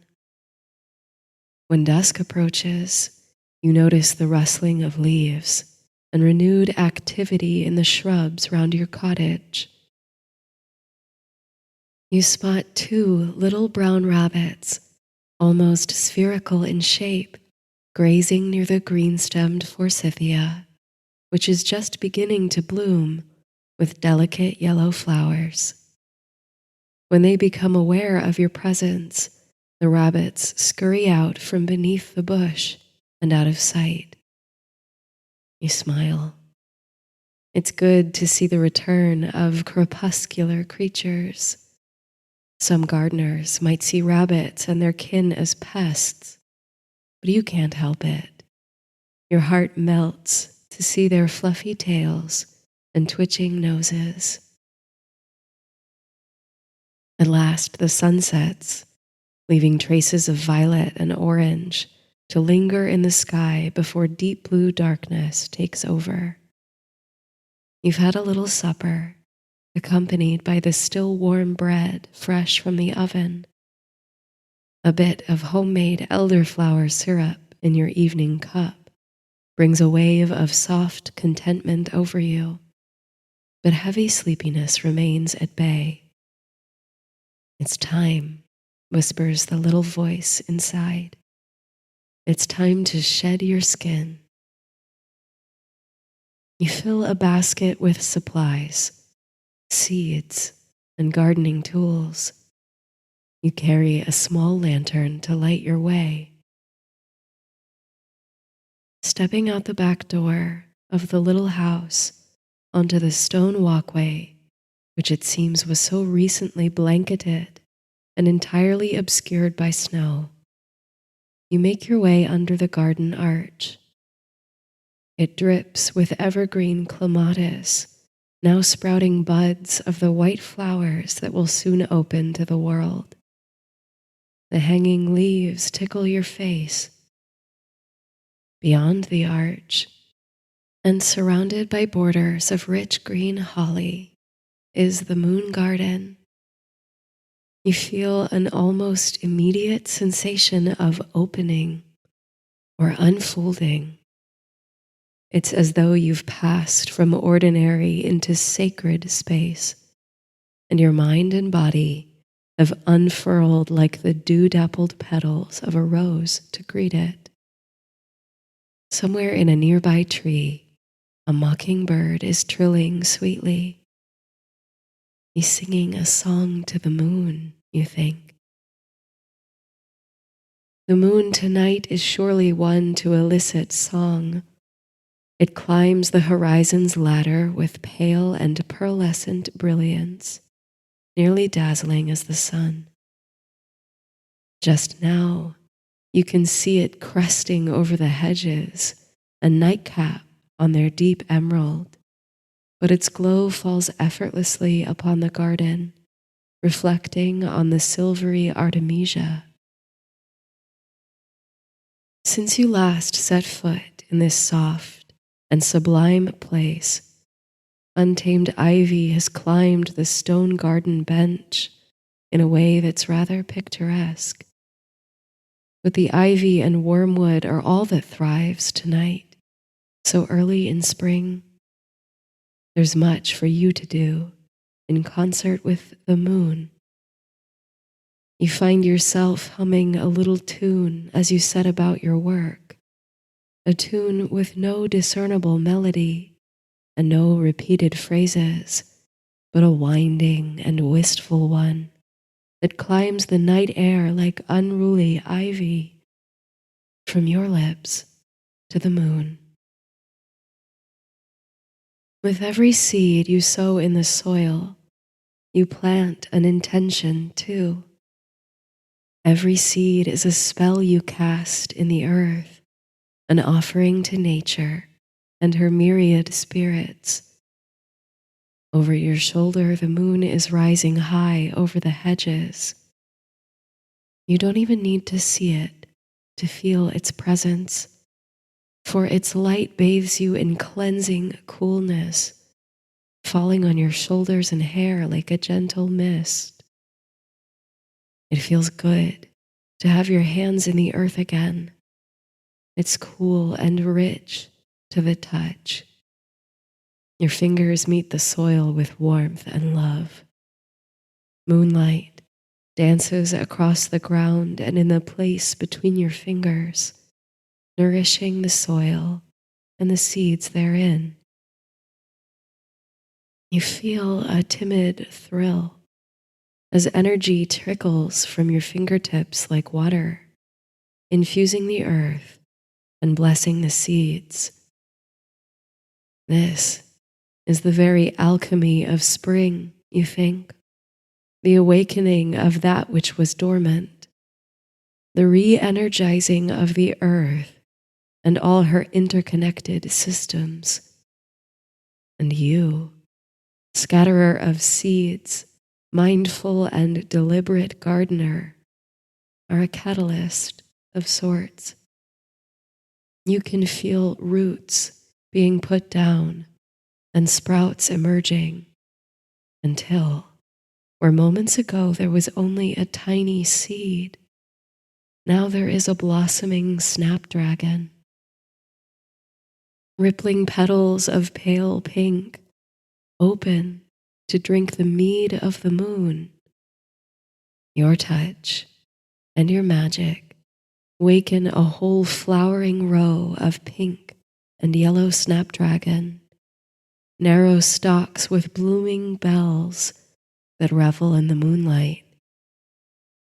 It gives you a little burst of pride to see them spring to life before you. But you may not move mountains. You are grateful for the natural magic you possess. The blessed connection with plants and cycles feels grand and important. If every seed is a spell, then a flowering garden of your sincere intentions must create meaningful change in the vibrations of the planet. Oh, the moon at this moment, how it hangs high and gleaming, so near, so magnified that it seems you could reach out and touch its cratered surface. The cascade of honeyed light sweetens every corner of the garden. It's no wonder, you think, that every culture tells such extraordinary stories about the moon. It's impossible to look upon such a wonder in the sky and not sense its magic. The Greeks, for example, personified the moon as a goddess, Selene. Like her brother Helios, the sun, she drove a chariot across the heavens each night to spread the sweetness of her light over the world. Casting her eyes and tender rays upon a field of sheep, she beheld for the first time the beautiful shepherd Endymion at rest beside his flock, and she was taken by a dizzying passion. How lovely he was in that peaceful state, the dreamy smile curled across his lips, and how perfect, how pure he appeared when bathed in her light, reflecting back her own serene glow. Selene entreated Zeus for his assistance, for she would have the mortal shepherd be hers forever, and always be so tranquil and so beautiful. Zeus agreed, and he enchanted Endymion to eternally sleep, retaining his youth and beauty always. The charmed Endymion slept on through day and night, and remained lovely as that first night. And every night he dreamt he held the moon in his arms.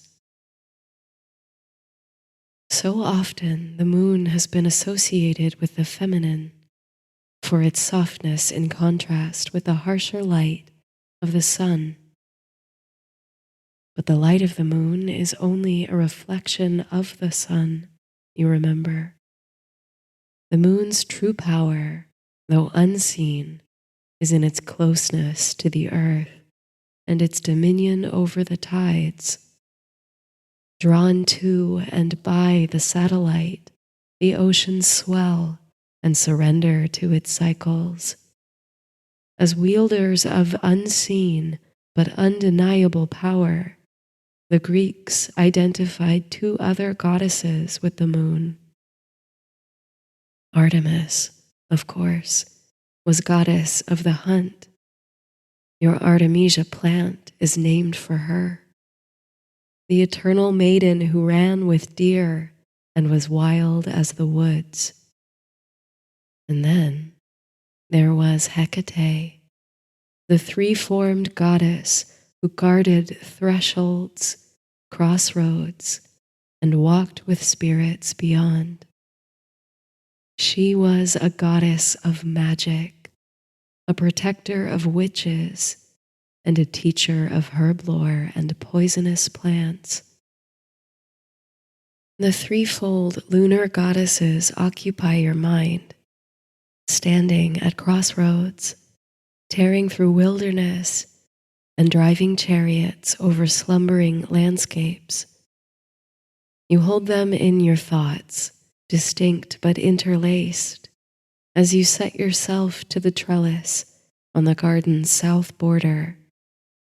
You must tiptoe over the pale yellow blooms of evening primrose, which must have crept into the garden through pollination in your absence, for you never planted them.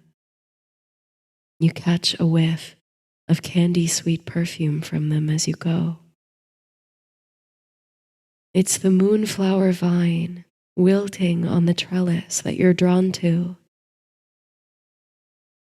With tender hands and an open heart, you reach in and out of the gaps, retrieving and retraining the vine, tying it to the scratchy wood with lengths of twine, carefully handling the leaves. Under your nimble fingers, the shriveled blossoms pick up their heads, encouraged, and one by one, each with a little pop and a burst of lemon-edged musk, the buds spring open. The trumpet-like blooms seem to swoon toward the moon, each nearly as big as the palm of your hand, soft and white as fresh linen. The magic of the moonflower is its impermanence. These sweet blossoms, so like their namesake in shape, hue, and luminescence, open only for the night, closing again as soon as they're touched by morning dew. Lost in admiration, your gaze tracing a spiral to the center of the flower, a rustle of movement sparks in your periphery. Very close to your feet, you catch only the faintest glimpse of another rabbit disappearing into the hedgerow. It's fitting that rabbits should make an appearance under the full moonlight. They are resurging just as the earth is in her springtide garment of green. But they have powerful connections to the moon, too. In Asian folklore, there are tales of the so-called moon rabbit, a companion of the lunar goddess Chang'e. You turn to the brilliance of the moon and squint to see if you can make out the patterns in its surface suggestive of the moon rabbit, mortar and pestle in hand, pounding the elixir of immortality. The Cree people, too, saw a rabbit in the markings of the moon, and they told stories of an ambitious rabbit who wished to ride the moon. The crane agreed to fly him there, the rabbit clinging to his legs as they went. That is why, they say, the crane has such long legs. Carrying the rabbit to the moon stretched them. With the moonflowers blooming brightly and in abundance, you work your way around the borders of the garden to tend to other shrubs and flowers. It's a mild night, with a dewy breeze just skimming over the hedges. You're struck by an urge to feel the grass between your toes. You remove your shoes and let your bare feet fall on the turf. How soft the earth is, and how comforting the cool grass. The snowdrops lining the garden path are already blossoming, like little white teardrops against the green. Each delicate one seems to exhale as you walk past. The moon has risen to its zenith in the sky, still without the illusory magnification of the horizon. It appears dazzlingly large and close, as though you could stretch your arms out straight upward and embrace it. You find you hardly need the lantern you brought. The silver veil of moonlight transforms every surface upon which it falls. Every blade of grass, every bloom, every catkin. As the moon affects the tides, you can feel a tug within yourself, mind and body both succumbing to its call, as if the drops of water that make up your person are pulled like magnets toward the heart of it. You are in its sway. You set about working with the hellebore, one of your garden favorites. Kneeling to the plot where the roots reside, you place a hand to the earth, feeling the subtle vibrations there. The hellebore, like you, can be reluctant to leave its chrysalis. It may need some convincing. Nature cannot be forced to obey your will, but it can be guided by the natural magic of the year. It takes courage to grow, you remind yourself. How can you make the space welcoming, safe, for the hellebore to join you? You sit beside the roots, hands in the soil, slowing your breath to align with the shiver of the earth. You send a message to the sprouted seeds and to the deep roots through your intentions. A message not of expectation, but of compassion and unity. We're in this together, you aim to convey. If I can soften, open, and stretch, perhaps you can too. It's safe, and I'm here beside you. In the soil, in the spaces between your fingers, and in the tremble of the deep earth, you sense resistance, hesitation. It's okay, you whisper. Take your time. I took my time too. You sit with the roots for some time, letting go of expectation and acknowledgement of the passing minutes. Somewhere in the trees, the low familiar call of a barred owl sounds. Moonlight penetrates the slipping sands between moments, infusing all with light and hidden music. And then something yields. At first, feeling a sensation of swaying forth, you think the earth is giving way. But the earth is as solid as ever, supporting your hands and body. You realize in a moment of clarity that you are the one bending, swooning. The vestiges of resistance you felt in the earth and the hesitation you attributed to the hellebore was your own uncertainty. You hadn't realized you were still holding anything back. But as you finally let it go, you feel lighter, more open, as though your heart space unfolds like butterfly wings. You're able to take deeper, cleaner breaths, and your body feels more relaxed than before. You even feel a fluttering laugh travel from the depths of your belly to your lips. It feels so good to laugh in the garden. As if responding to your easing, to your unbinding of emotion, the soil sparkles. Up from the ground twist spindly green stems, and from them sprout leaves and elegant petals. Each one drips from the stem till the blooms are full, though cast downward and demure, as though the blossoms are afraid to behold the full moon.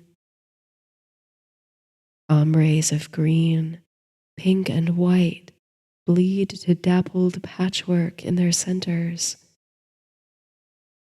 A sigh escapes your lips. All this time you thought you were encouraging the flowers to grow, when in fact they were waiting for you to break through. It's one of the consistent surprises of magic and of nature. That which you put into your work comes back to you, challenges you, awakens you. Perhaps you're drawn to hellebore because it's such a mercurial flower. It can heal or poison, depending on the circumstance. It must be handled with care and firm intention. In Greek mythology, it was used as a cure for the Maenads, driven to ecstatic frenzy by Dionysus, and to heal the madness of Heracles. That must be why it casts its gaze toward the ground, away from the moon glow. The moon, of course, works magic and mayhem on the minds of men. You lean back on your hands, inclining your face to drink in the cleansing moonlight. So bright, so full and heavy that it looks to droop, to sag toward the earth. The moon agitates the tides of the ocean and the inner tides of human bodies. You have half a mind to cast a net around it, like a butterfly, bring it inside, and keep it as a nightlight. But the moon is only a mirror, you remember. It does not have its own light to shine. It reflects the radiance of the sun, just as it reflects the stirrings of the mind.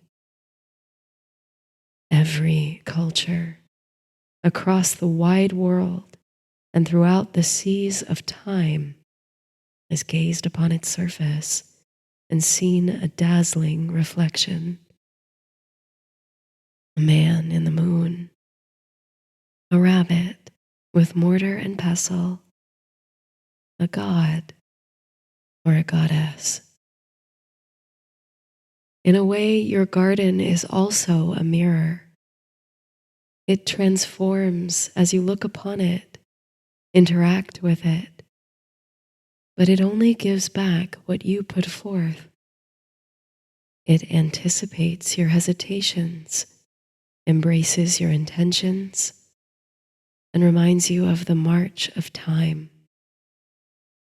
The oft repeating cycles of life, death, and rebirth are present in the phases of the moon and in the abatement and resurgence of the plants. Even as they hide, dormant beneath the soil, they live, awaiting the return of spring.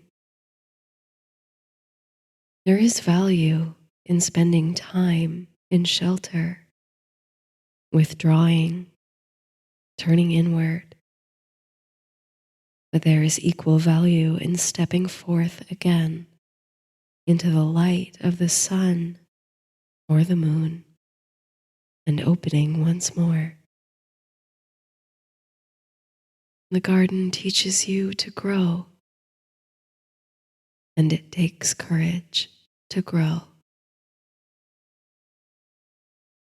The east wall of the garden is stone, covered now with rich green ivy. An old fountain in the wall is untouched by the vine.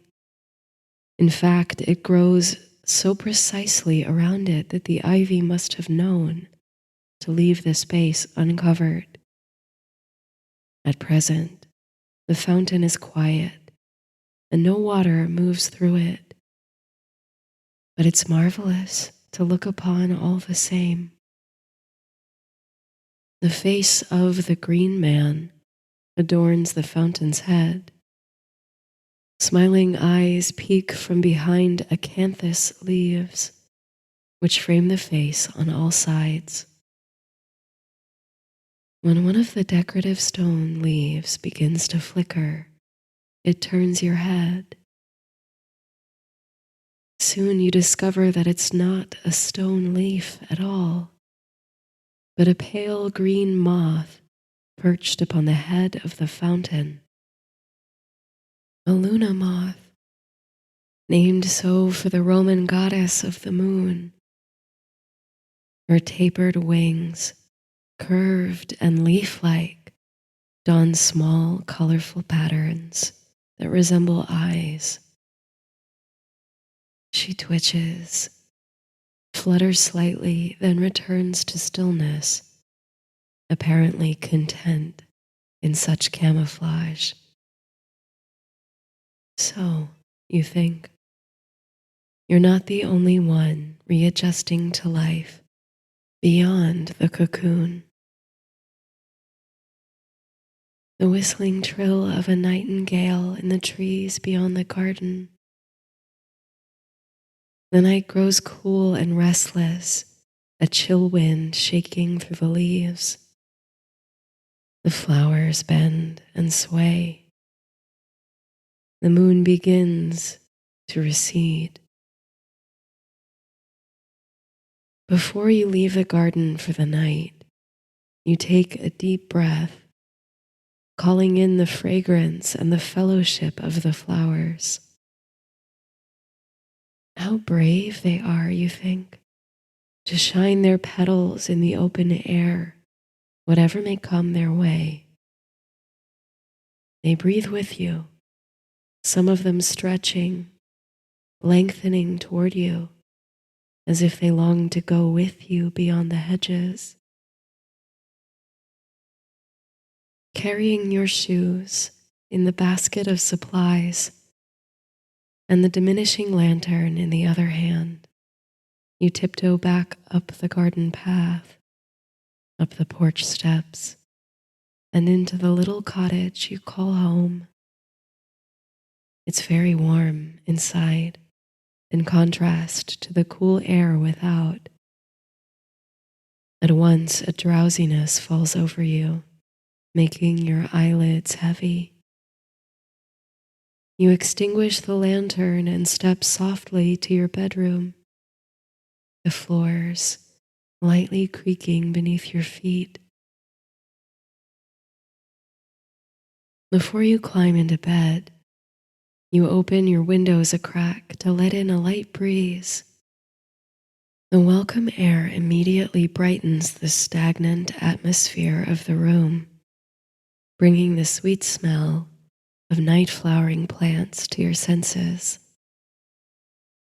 You can see the moon through the window, now with a pale yellow veil, swollen and shining over the evergreens. If only you could, like in the fairy tale, grow a flowering plant so tall it becomes a ladder to the stars. Then you could climb all the way to the sky and dance on the moon. You could search its surface for the rabbit who makes the elixir of life. You could meet the goddess who smiles down on the night. You could ride the moon like a chariot across the sky. With a softened self, an open heart, and a cleansing breath, you crawl into your bed. You get snug under the blankets, warming your feet and feeling the cool breeze on your face. You imagine that the moon, the light of which streams in gently through the open window, is kissing you good night, bidding you adieu, until tomorrow night when it returns to the sky, a little smaller, but just as present.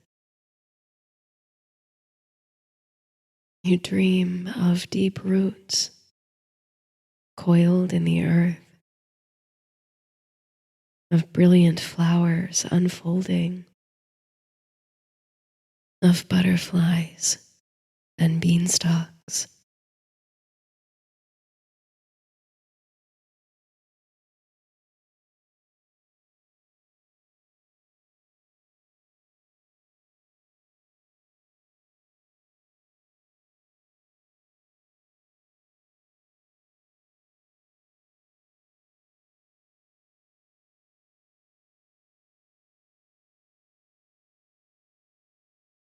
When the summer air crackles like sparks in a fireplace, and the joints in your body seem to creak like the floorboards of an old house, it can only mean one thing. A storm is coming. One of those fast-gathering summer storms that make such a fuss over the entrance, drop a large amount of rain in mere minutes, then seem to lose steam. Such intense, short-lived spectacles are a common feature of the region in high summer, bringing a fleeting relief to the muggy, stifling heat. You cherish the moments after one of these storms, when the sky is still an eerie shade of orange or yellow, and the mist still hangs round, and the birds are quiet, and the air is sweetly cool.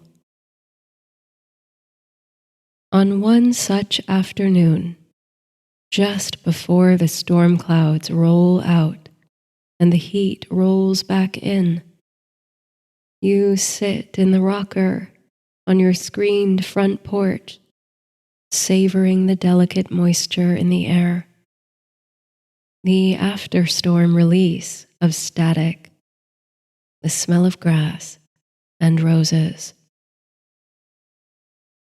You like to watch the storm from start to finish, the prickling prelude, the blooming clouds, the first pitter-patter of rain on the rooftops and the sidewalks, the towering crescendo of thunder and distant lightning, and, inevitably, the denouement, the way it all recedes with a mere whimper.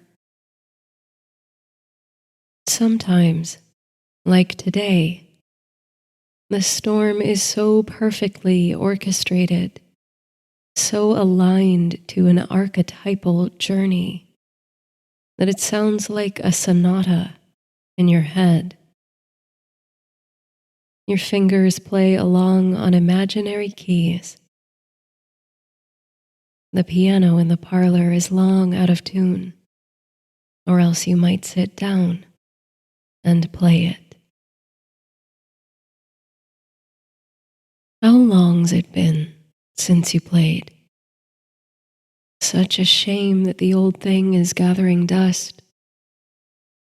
Maybe this year you'll find your way back to the keys. Maybe. You close your eyes, letting your other senses enjoy the magic of the afterstorm. You can hear the plink of the raindrops who lost their way, getting trapped in the magnolia tree out front, finally becoming too heavy for its leaves, and dropping joyfully on the ground with a splash. You smell the citrusy blooms of lantana along the garden gate. Your skin drinks of the cool dew on the air. You flutter your eyelids open as a new sound joins the chorus of leftover raindrops. Footsteps on the sidewalk and the creak of the rusty gate. George, the mail carrier, is coming up the walk. By the looks of it, he was caught in the rain on his route. His hair and uniform are soaked. Oh my, you say, standing from the rocker and swinging open the screen door. Aren't you a mess? Rain, sleet, or snow, George intones, his voice as cheerful as ever. Won't you come in and dry off? I could put the kettle on, you say, a note of concern in your voice. Then add, you'll catch your death, knowing full well you sound exactly like an overcautious grandparent. I've come through much worse, he assures you. Besides, already running behind on the route today. At least take this, you say, pulling a tea towel from the laundry basket just inside the door. George takes it gratefully and mops his face and hair. Keep it, you insist, in case it's not done raining on you today. George chuckles, then reaches into his bag, retrieving a small stack of letters for you. You give the pile a cursory glance and smile, as there seems to be a postcard from Lottie in Paris. You're glad to hear from her, bittersweet as it is. You'd planned to take the trip together. It was all the two of you talked about for years. But things change. At first, when you told her you weren't coming with, she tried to call the whole thing off. But you insisted she'd go anyway, and it seems to have been the right decision. And with every postcard, you get a small glimpse into the magnificent European adventures she's having. Among the pile of letters, another catches your eye. The soft pink corner of an oversized envelope. Before George leaves, you pull it to the front of the stack, feeling the weighty paper between your fingers. "George," you say quizzically, "what's this?" He angles his head to look at the envelope. In the center, your name and address are written in elegant calligraphy. But in the upper left corner, where a return address should be, there are 5 words: "The Queen of the Night." Intrigued, you turn the envelope over and break the wax seal. Inside, you find a card which reads, "On behalf of Ida Bell Baker, you are cordially invited to the annual gathering of the Society of the Queen of the Night." "Ida Bell Baker," George says as you show him the invitation. "The poet." Of course, you've heard of Ida Bell Baker. Everyone in town has. She's the poet laureate of Louisiana. She grew up here, dirt poor, then left as soon as she came of age for New York City. From what you know, she did quite well for herself. She wrote a play that had a good run on a Broadway stage, and she published a few novels and books of poetry. You have one, you think, on the shelf above the piano. It's also gathering dust. But just about 5 years ago, Ida Bell Baker came back to town. No explanation. Her parents passed a long time back, so there wasn't much here for her to come back to. She bought a stately house by the lakes and kept writing. Her latest book of poems, according to the stories in the paper, is all inspired by her hometown. You haven't read it, but the folks in Baton Rouge ate it up, it seems, and she got the distinction of State Poet Laureate last year. Below the opening words on the invitation, there is an address for Baker's house on the lake, you assume, a date and time, and then, in the same calligraphic script as the envelope, a short phrase: "Don't take it serious. Life's too mysterious." The word serious, however, is spelled C-E-R-E-U-S.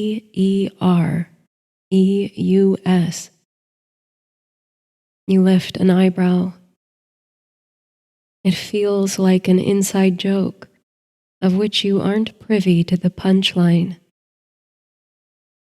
"It's tonight," you say. "Whatever this is, it's tonight." "She gives some wonderful parties," George says.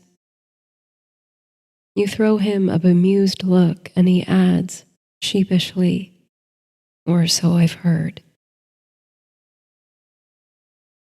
There's a soft rumble of thunder somewhere in the south. Whether it's coming or going, the farewell cries of the just past storm or the stirrings of another on its way, you can't say for sure. So, George says his goodbyes and continues on his route, anxious to be done for the day before another downpour. You step inside, flipping through the rest of your mail. When you determine there's nothing else of consequence in the pile, you take a closer look at Lottie's postcard. On the front, there's a photograph of a grand boulevard, which, judging by the extravagant, triumphal arch at its end, you take for the Champs-Élysées. You read Lottie's message, which, though brief, absolutely sings of the wonders of Paris. The beautiful monuments, the extraordinary museums, and the explosion of arts and music in the streets. She signs off, as she has every postcard, with a reminder that you must come back here together one day, and wish you were here. You place the postcard on the mantel next to a half a dozen others from your friend's travels. You wonder where she'll write from next. And then you return to the unexpected invitation in the pink envelope. Society of the Queen of the Night, you mutter. The name of the club or organization, whatever it is, calls up unsavory imagery.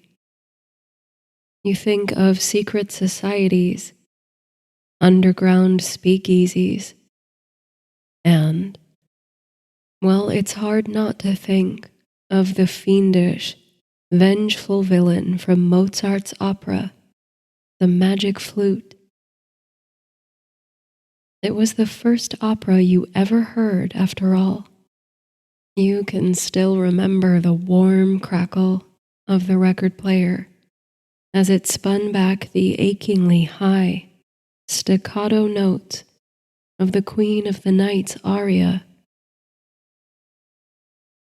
All of a sudden, an amusingly bizarre image rises to the top of your imagination of Ida Bell Baker, poet laureate of Louisiana, donning jeweled black robes and a crown of stars, floating into a backyard party on the edge of a crescent moon, joyfully singing opera for a cavalcade of adoring guests.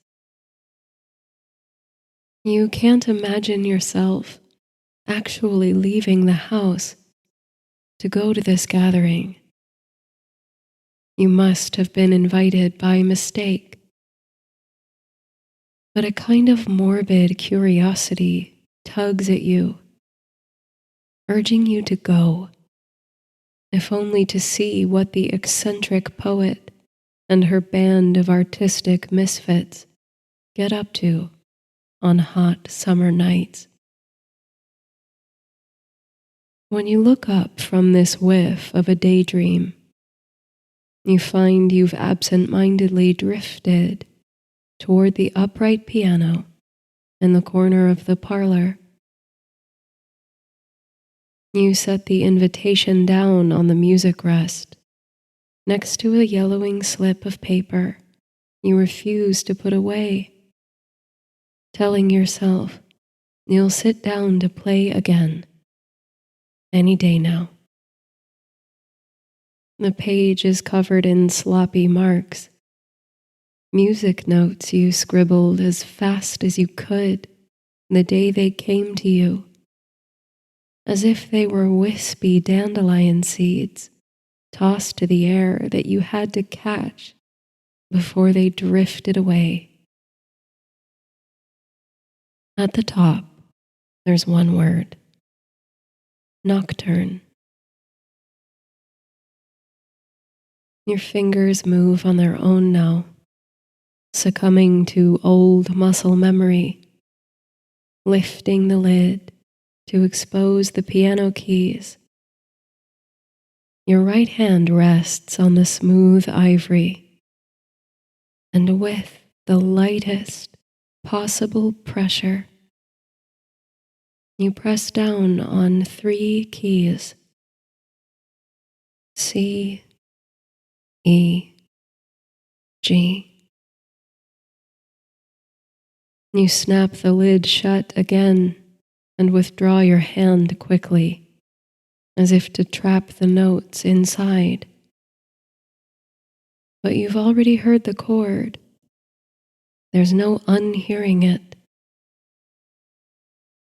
You're not sure what's worse: the thought that your beloved piano has fallen out of tune, or the truth that those notes rang out with perfect clarity and harmony, that the reason you don't play anymore has little to do with tuning. The distant thunder turns out to be another burgeoning storm, though this one is quieter overall and comes and goes with little ado. But by the time it passes, you've made your mind up.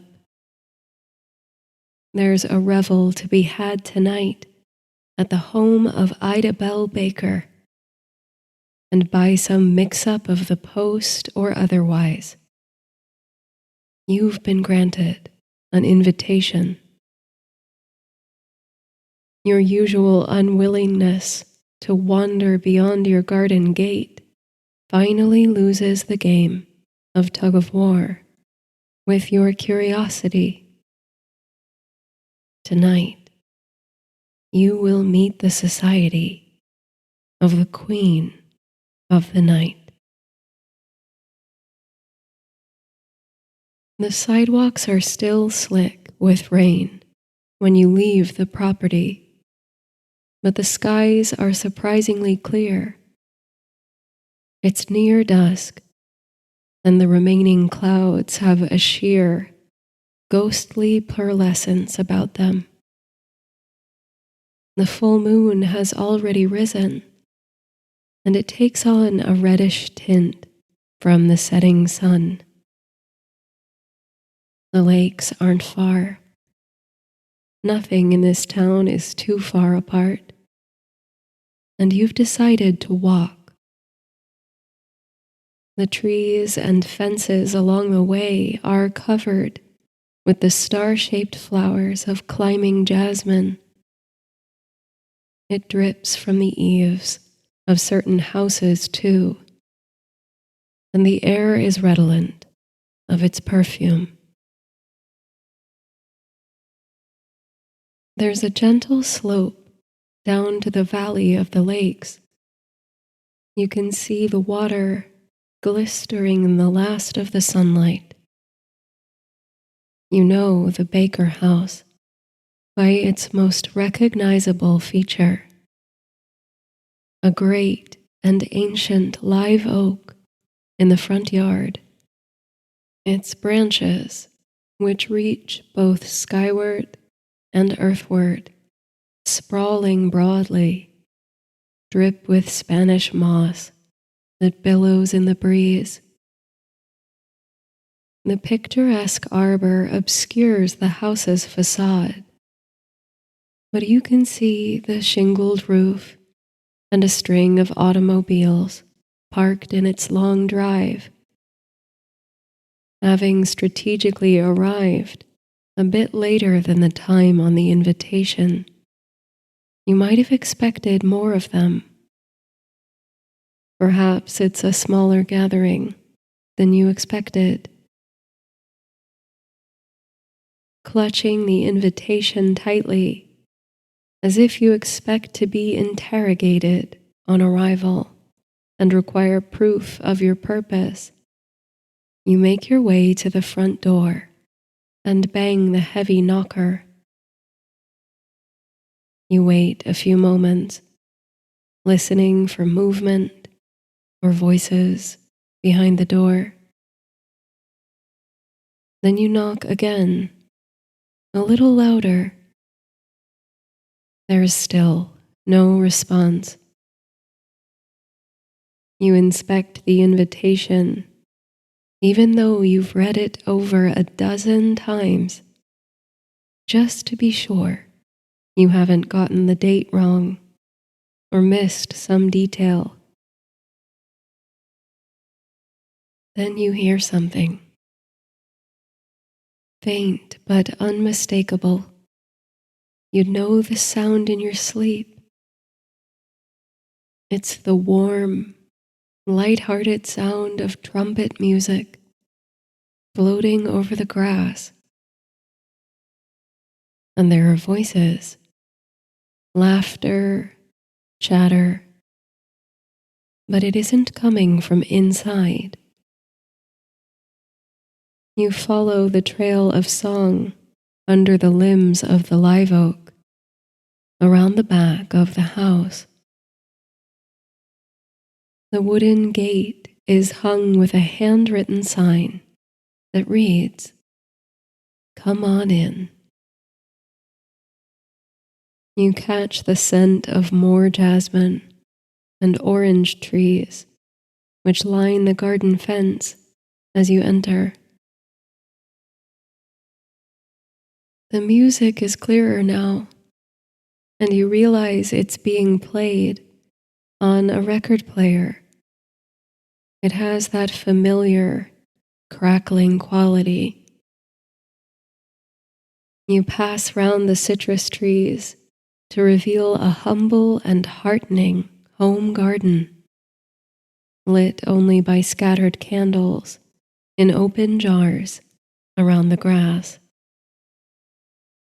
You're not sure what you were expecting to see. An extravagant ball, a dazzling party attended by socialites in tasseled gowns and white gloves. But what you stumble into is something else altogether.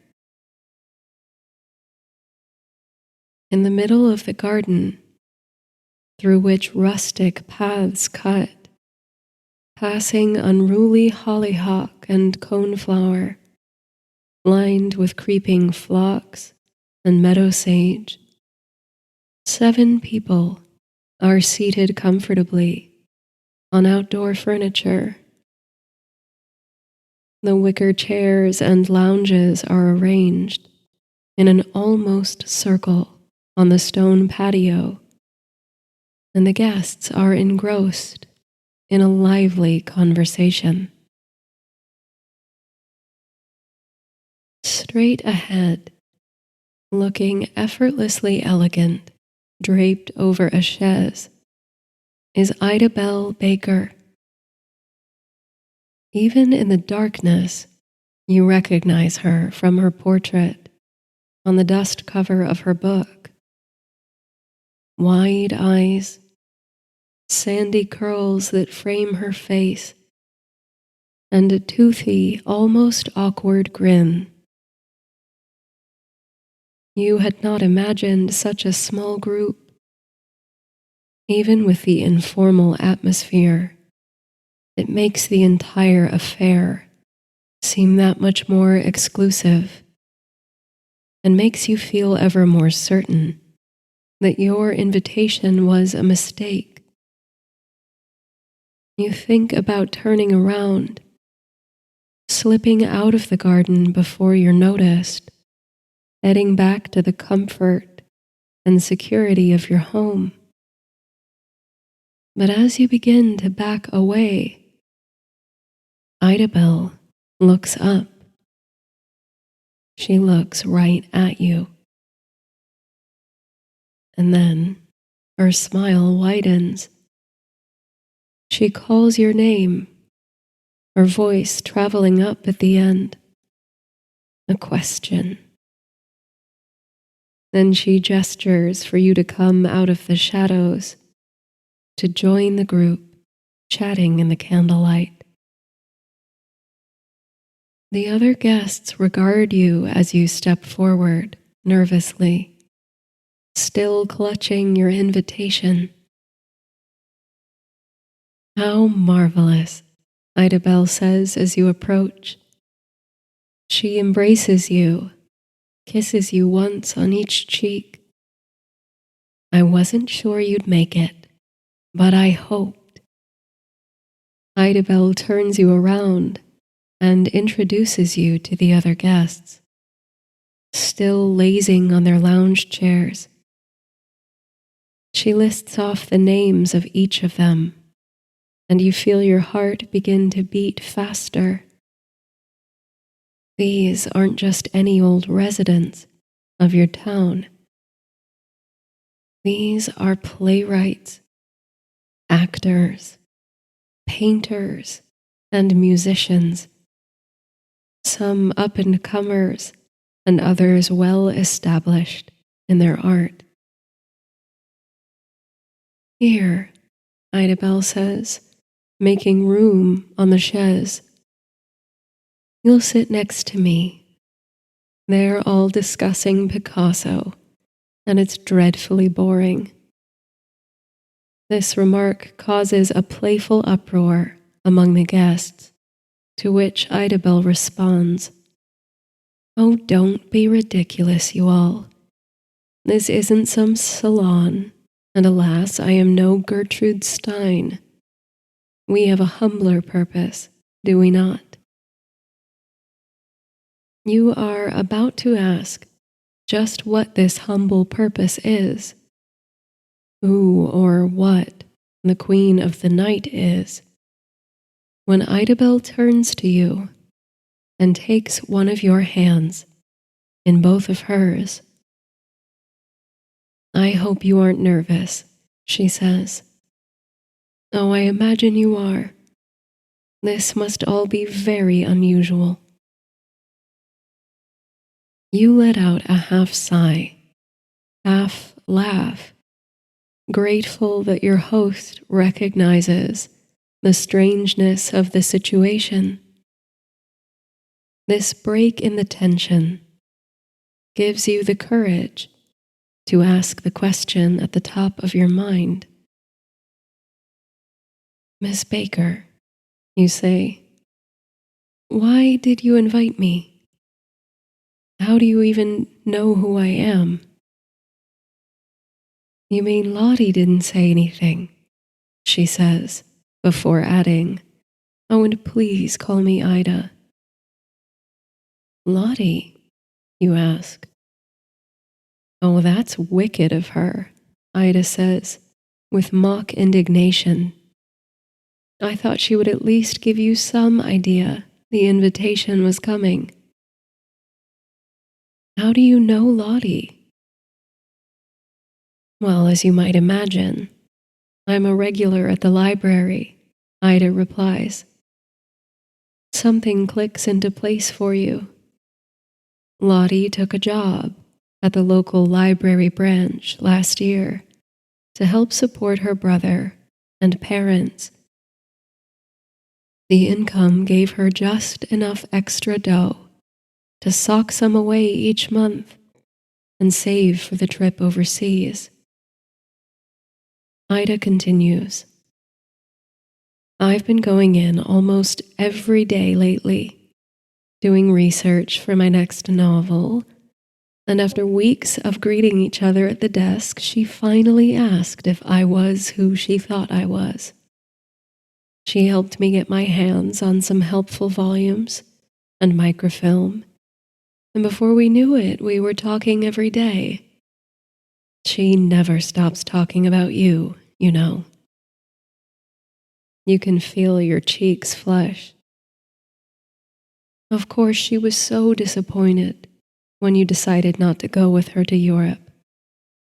Ida goes on. I only knew you through her words, but it broke my heart. You seemed like just the kind of person who would blossom in Paris, or Amsterdam, or Vienna. Lottie says you play so beautifully, and your compositions. A small pang of guilt ripples through you. Here, the state poet laureate is praising your musical skills. when you haven't played in an age. But all that is to say, Ida regroups, that Lottie seemed to imply you might appreciate some company these days. And I thought you might be just what our little society needs to feel complete. The society of the Queen of the Night, you ask, intrigued that you seem closer to understanding the purpose of the gathering. It's a horribly overblown name, I know, Ida says. It was William's idea. She throws a playful look at the gentleman seated to her right, who returns it in jest. I'm sure it must sound like we're some kind of vampire club, Ida laughs. I was thinking Mozart, you smile, though you could still be right about that. The other guests have quieted down their side conversations now, and a few of them utter noises of recognition at your remark. Who is the Queen of the Night, then? You ask, extending your question to the whole group. Well, says Ida, it's her. And now she turns her head, and the other guests as well, in the direction of the lakeshore.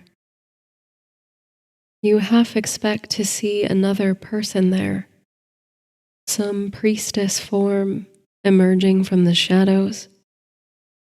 But all you see is a large, unruly potted plant with sprawling, tangled branches right in the gap in the circle of chairs, as if it is another guest. At the end of one branch hangs a heavy, bulb-like protrusion, nearly a foot in width. It soon becomes clear that this unusual flora is, in fact, the object of Ida's intention. It's a night-blooming cereus, she says. The Queen of the Night is a flower, you ask. A cactus, actually, which flowers only at night. And this variety blooms only once per year. One night only. Those who are lucky enough to witness the blossoming come to quickly understand why she's nicknamed Queen of the Night by horticulturists. You think back to the unusual quote written on your invitation. Don't take it serious. Life's too mysterious. Finally understanding the humor of the alternate spelling. Ida now reveals to you the true nature of the gathering. It is a kind of vigil, a group witnessing, because the night-blooming cereus in the poet's garden is going to bloom tonight. In fact, the happening, the unveiling of the Queen of the Night has, you realize, already begun. You'd be mistaken for not knowing it, though, for just like the unfurling of any flower, it's hardly visible to the naked eye. The process will be slow, like a lifespan, which, viewed in sequence from right in its midst, contains monumental changes that are nonetheless imperceptible from moment to moment, and which, when viewed from some secret place above the trees, is a time lapse of miraculous transformation. Just now, the last remnants of daylight are slipping away over the hills and lakes. The sun passes his crown to the moon and her cloak of glittering stars. You can feel a sense of anticipatory giddiness settling over the small group of witnesses. But the gathering carries on, for now, in much the same manner as it did before. Music wafts from the record player, mingling with the onset of a cicada symphony. Ida brings out bite-sized refreshments and pours drinks. Despite her earlier insistence that this is not an artistic salon, the guests nonetheless continue to discuss their creative contemporaries and inspirations. You are beginning to feel more comfortable among them. This in large part thanks to Ida's warmth and welcoming demeanor, and you even find yourself chiming into the conversation and holding your own. You speak with eloquence about classical music and the modern composers reinvigorating the form. It's the first time, and you can't remember how long, that you've had occasion to converse about it. You also get a hint to the mysterious logic of Ida moving home despite success in New York. The city, busy and breathtaking as it is, didn't inspire her.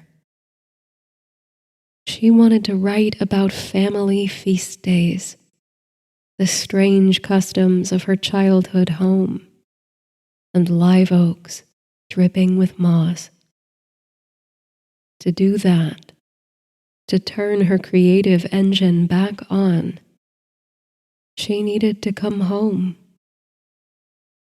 to immerse herself in the atmosphere, however hot and swampy that atmosphere is, however much grief would greet her upon her return.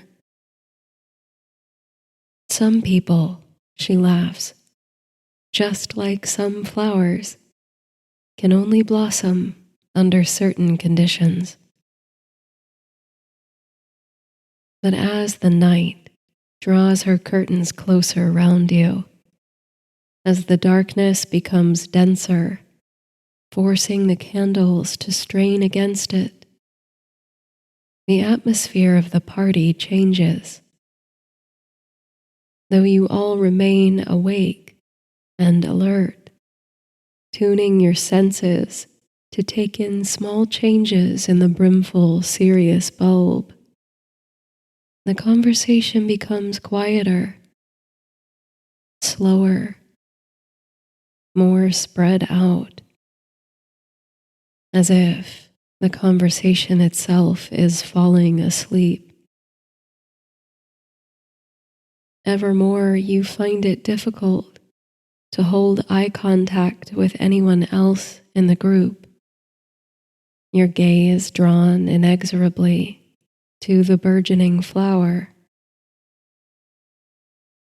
Gradually, without really noticing it, you and your fellows slip into a kind of meditative, soft focus state.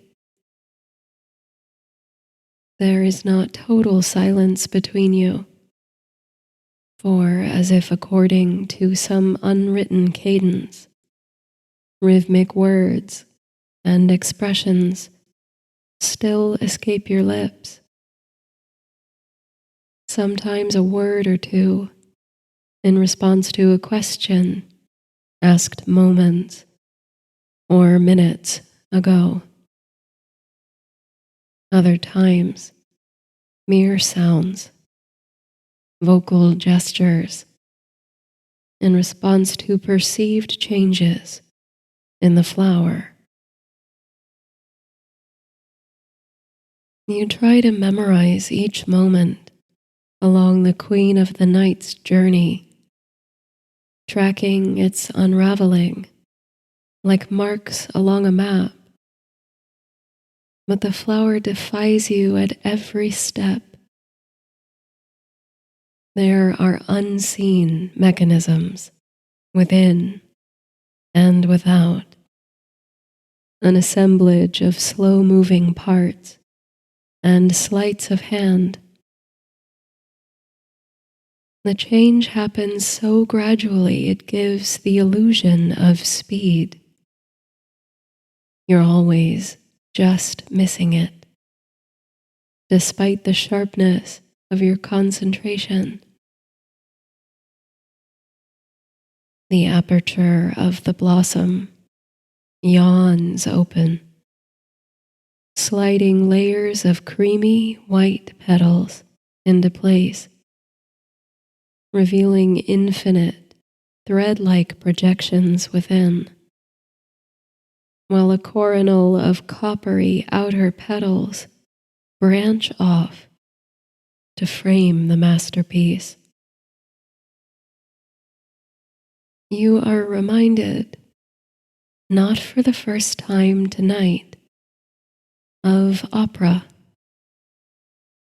of Salome with her 7 swirling veils, the spinning flute and mysterious violins of Strauss.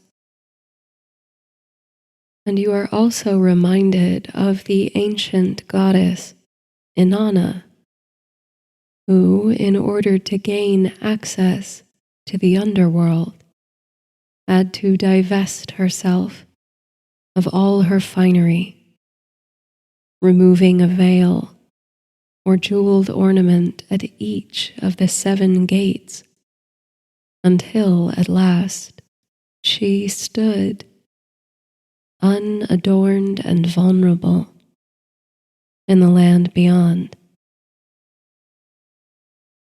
So the flower undrapes, unveils, granting a glimpse of something that feels secret, almost wrong to behold. The other world, the inner mysteries of nature, the human eye isn't calibrated to see. Ida strikes matches in the dark and passes them amongst you.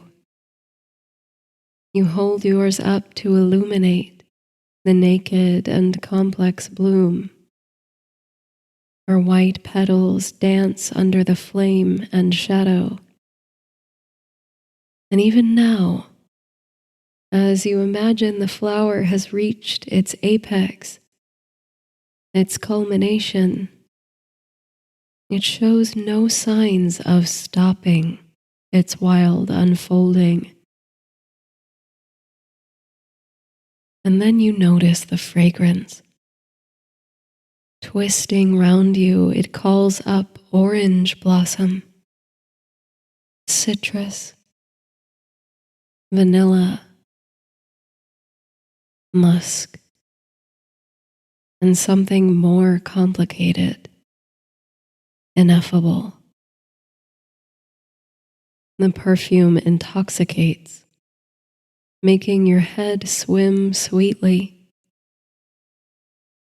It beckons you toward sleep, but at the same time enlivens your mind, sparks creativity within.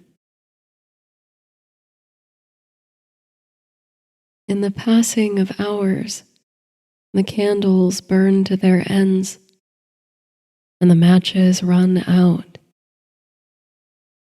But the Queen of the Night gathers light from the moon and shines it back upon you. You gaze into the center of the flower, into the miraculous folds and filaments therein.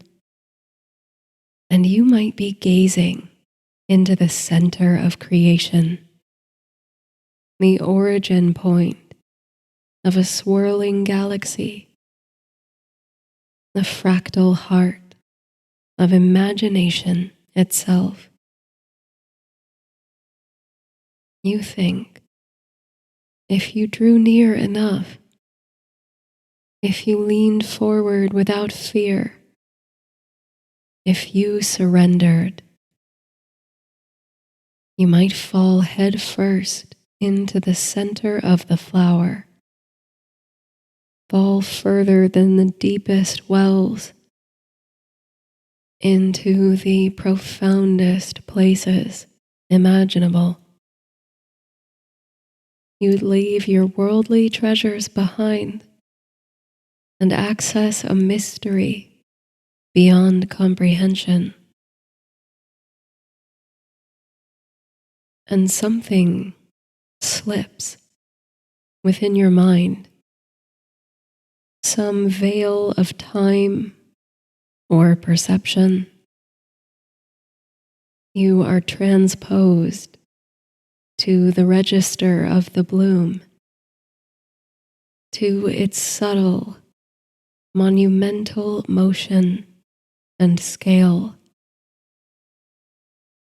It's as if you can see all its stages at once, the quivering moments before it opens, the fullest apex of the blossom, the spent bloom come morning, all projected onto layered panes of glass.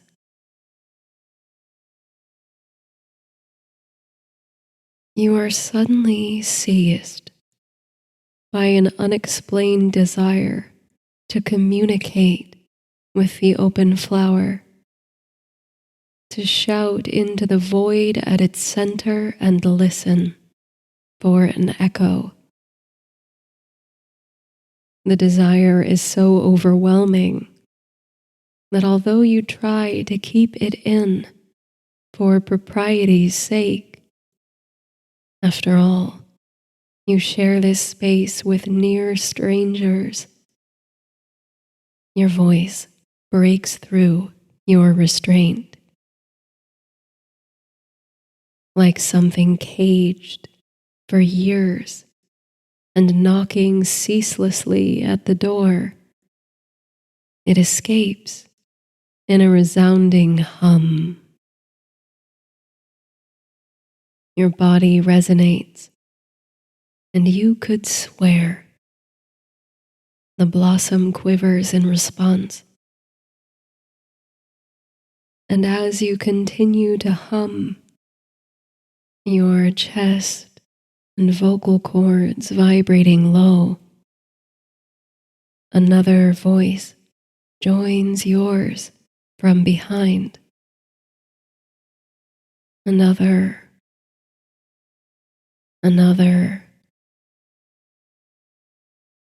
Together, the society of the Queen of the Night becomes a chorus,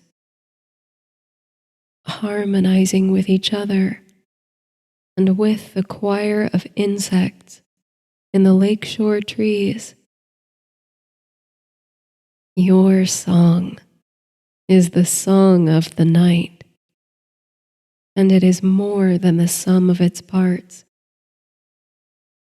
For the first time in too long, you are making music.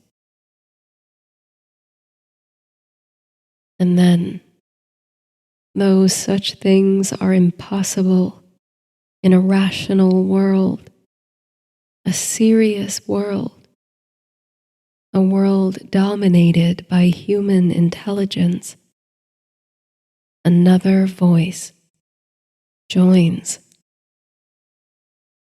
It is a voice you can not only hear, but see.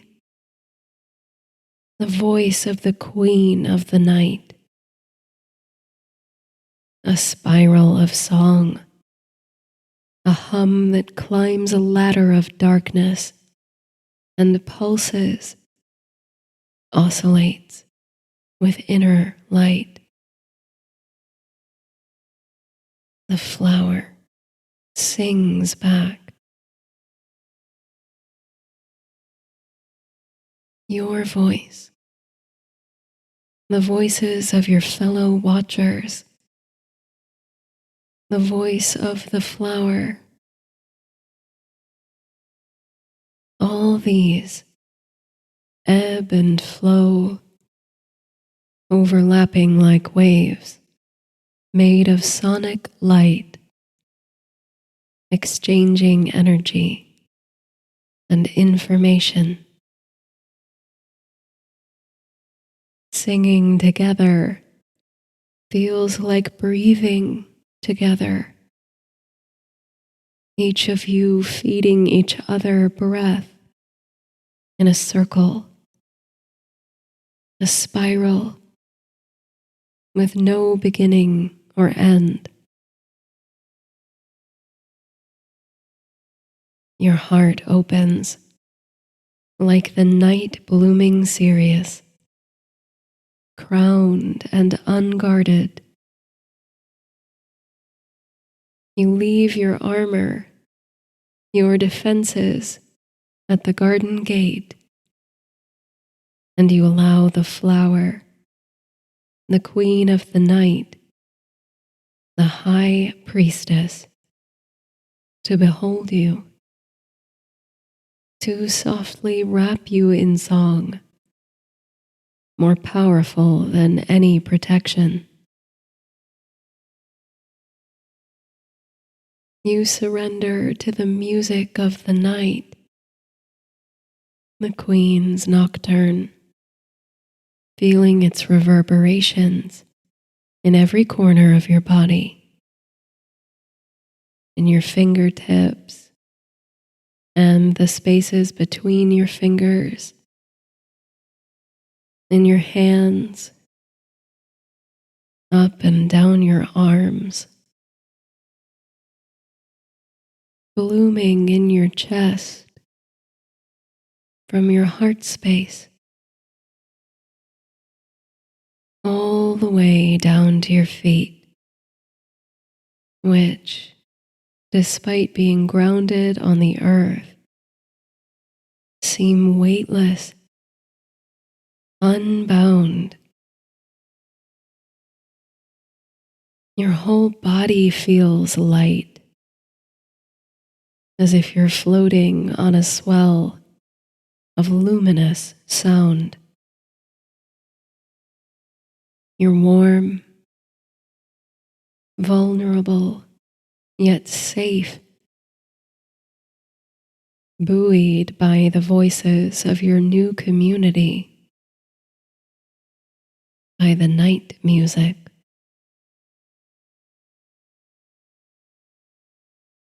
Your hands fill with light, with tingling, buzzing energy. You know this feeling, this sparkling potential. It's creation, desire, which can only be sated by the feel of ivory piano keys.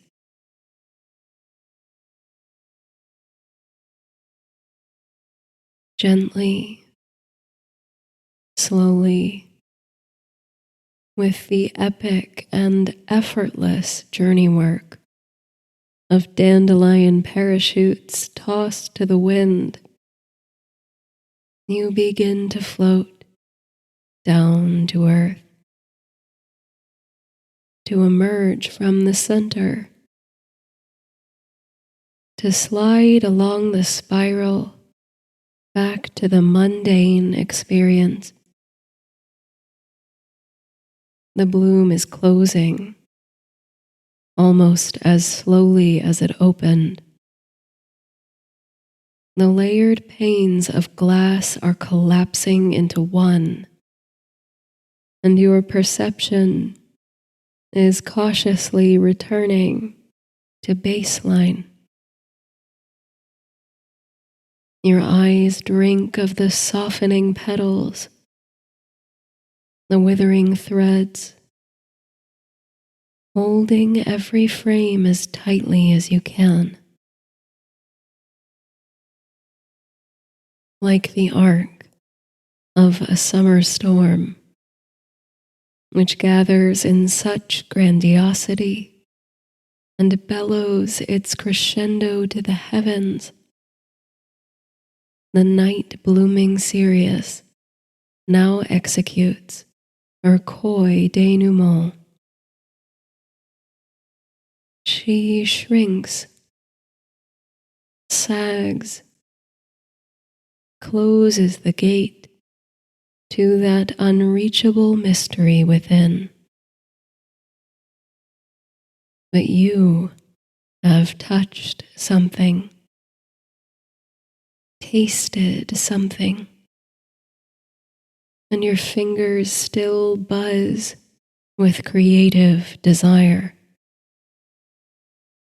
There is music coursing through your veins, humming under your skin, a song that longs to be written.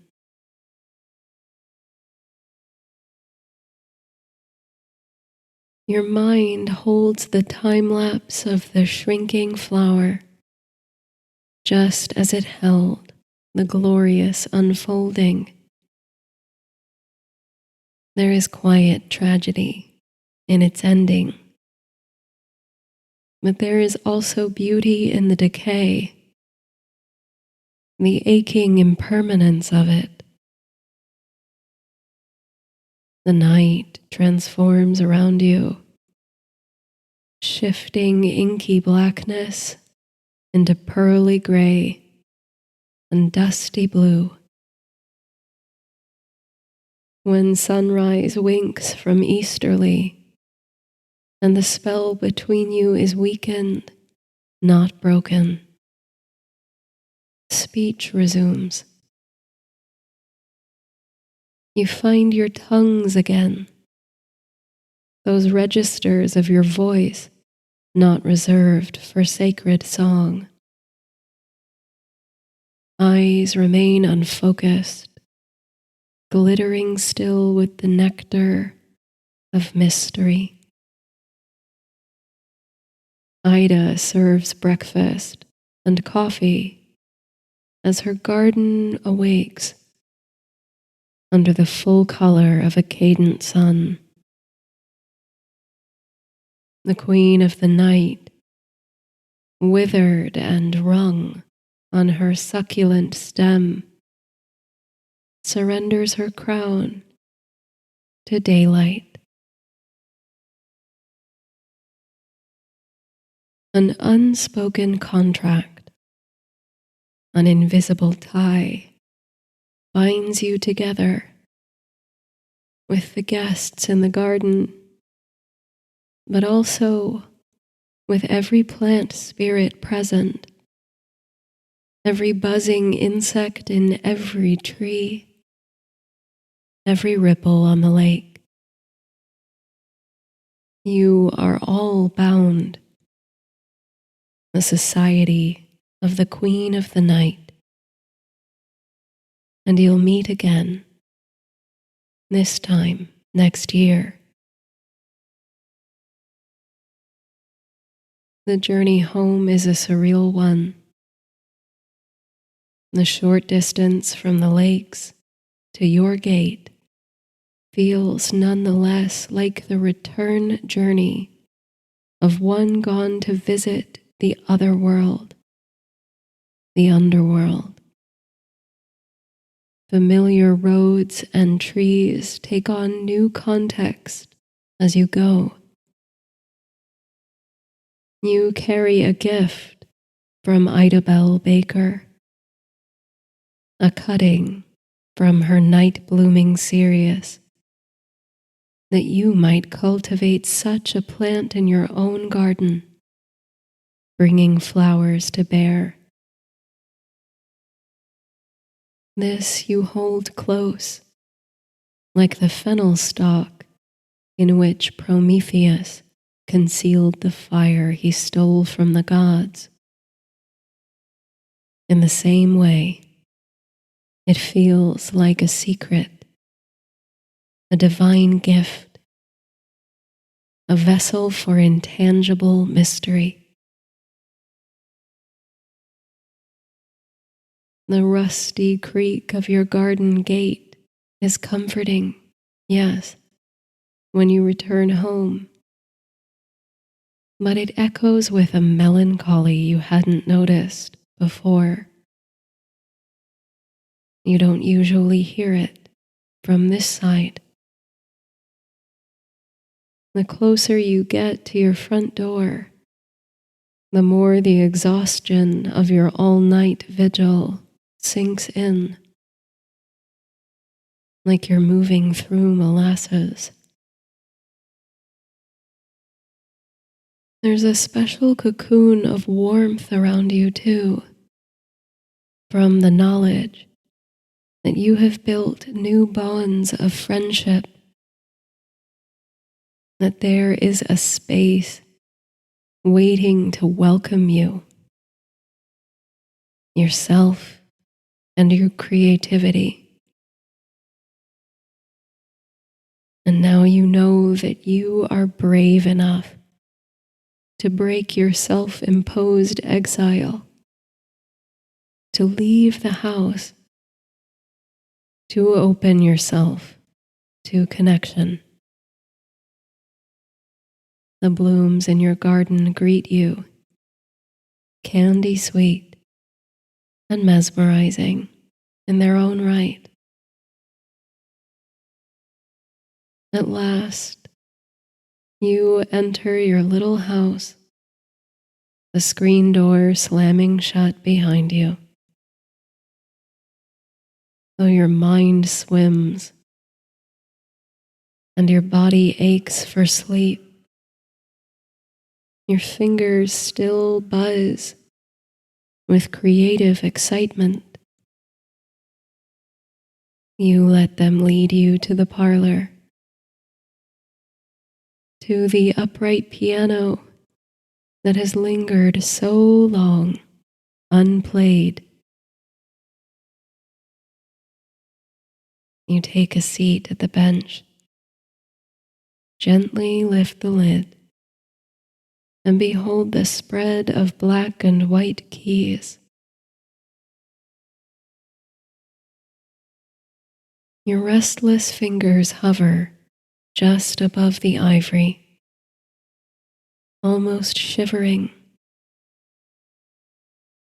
They are active with the energy of a summer storm, a crashing crescendo of thunder and rain and static,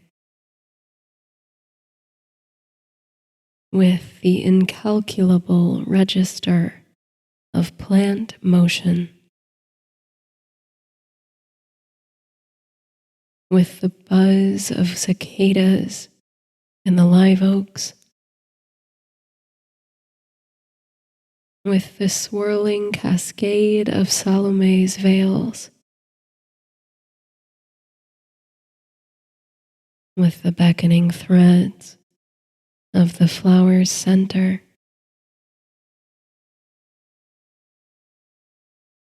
with the starry cloak of a moon goddess,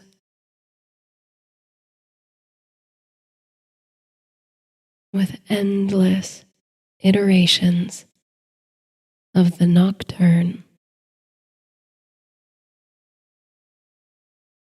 with mortal mystery.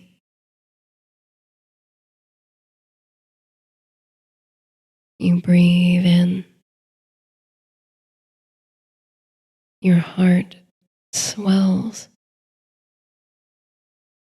Your fingers meet the keys.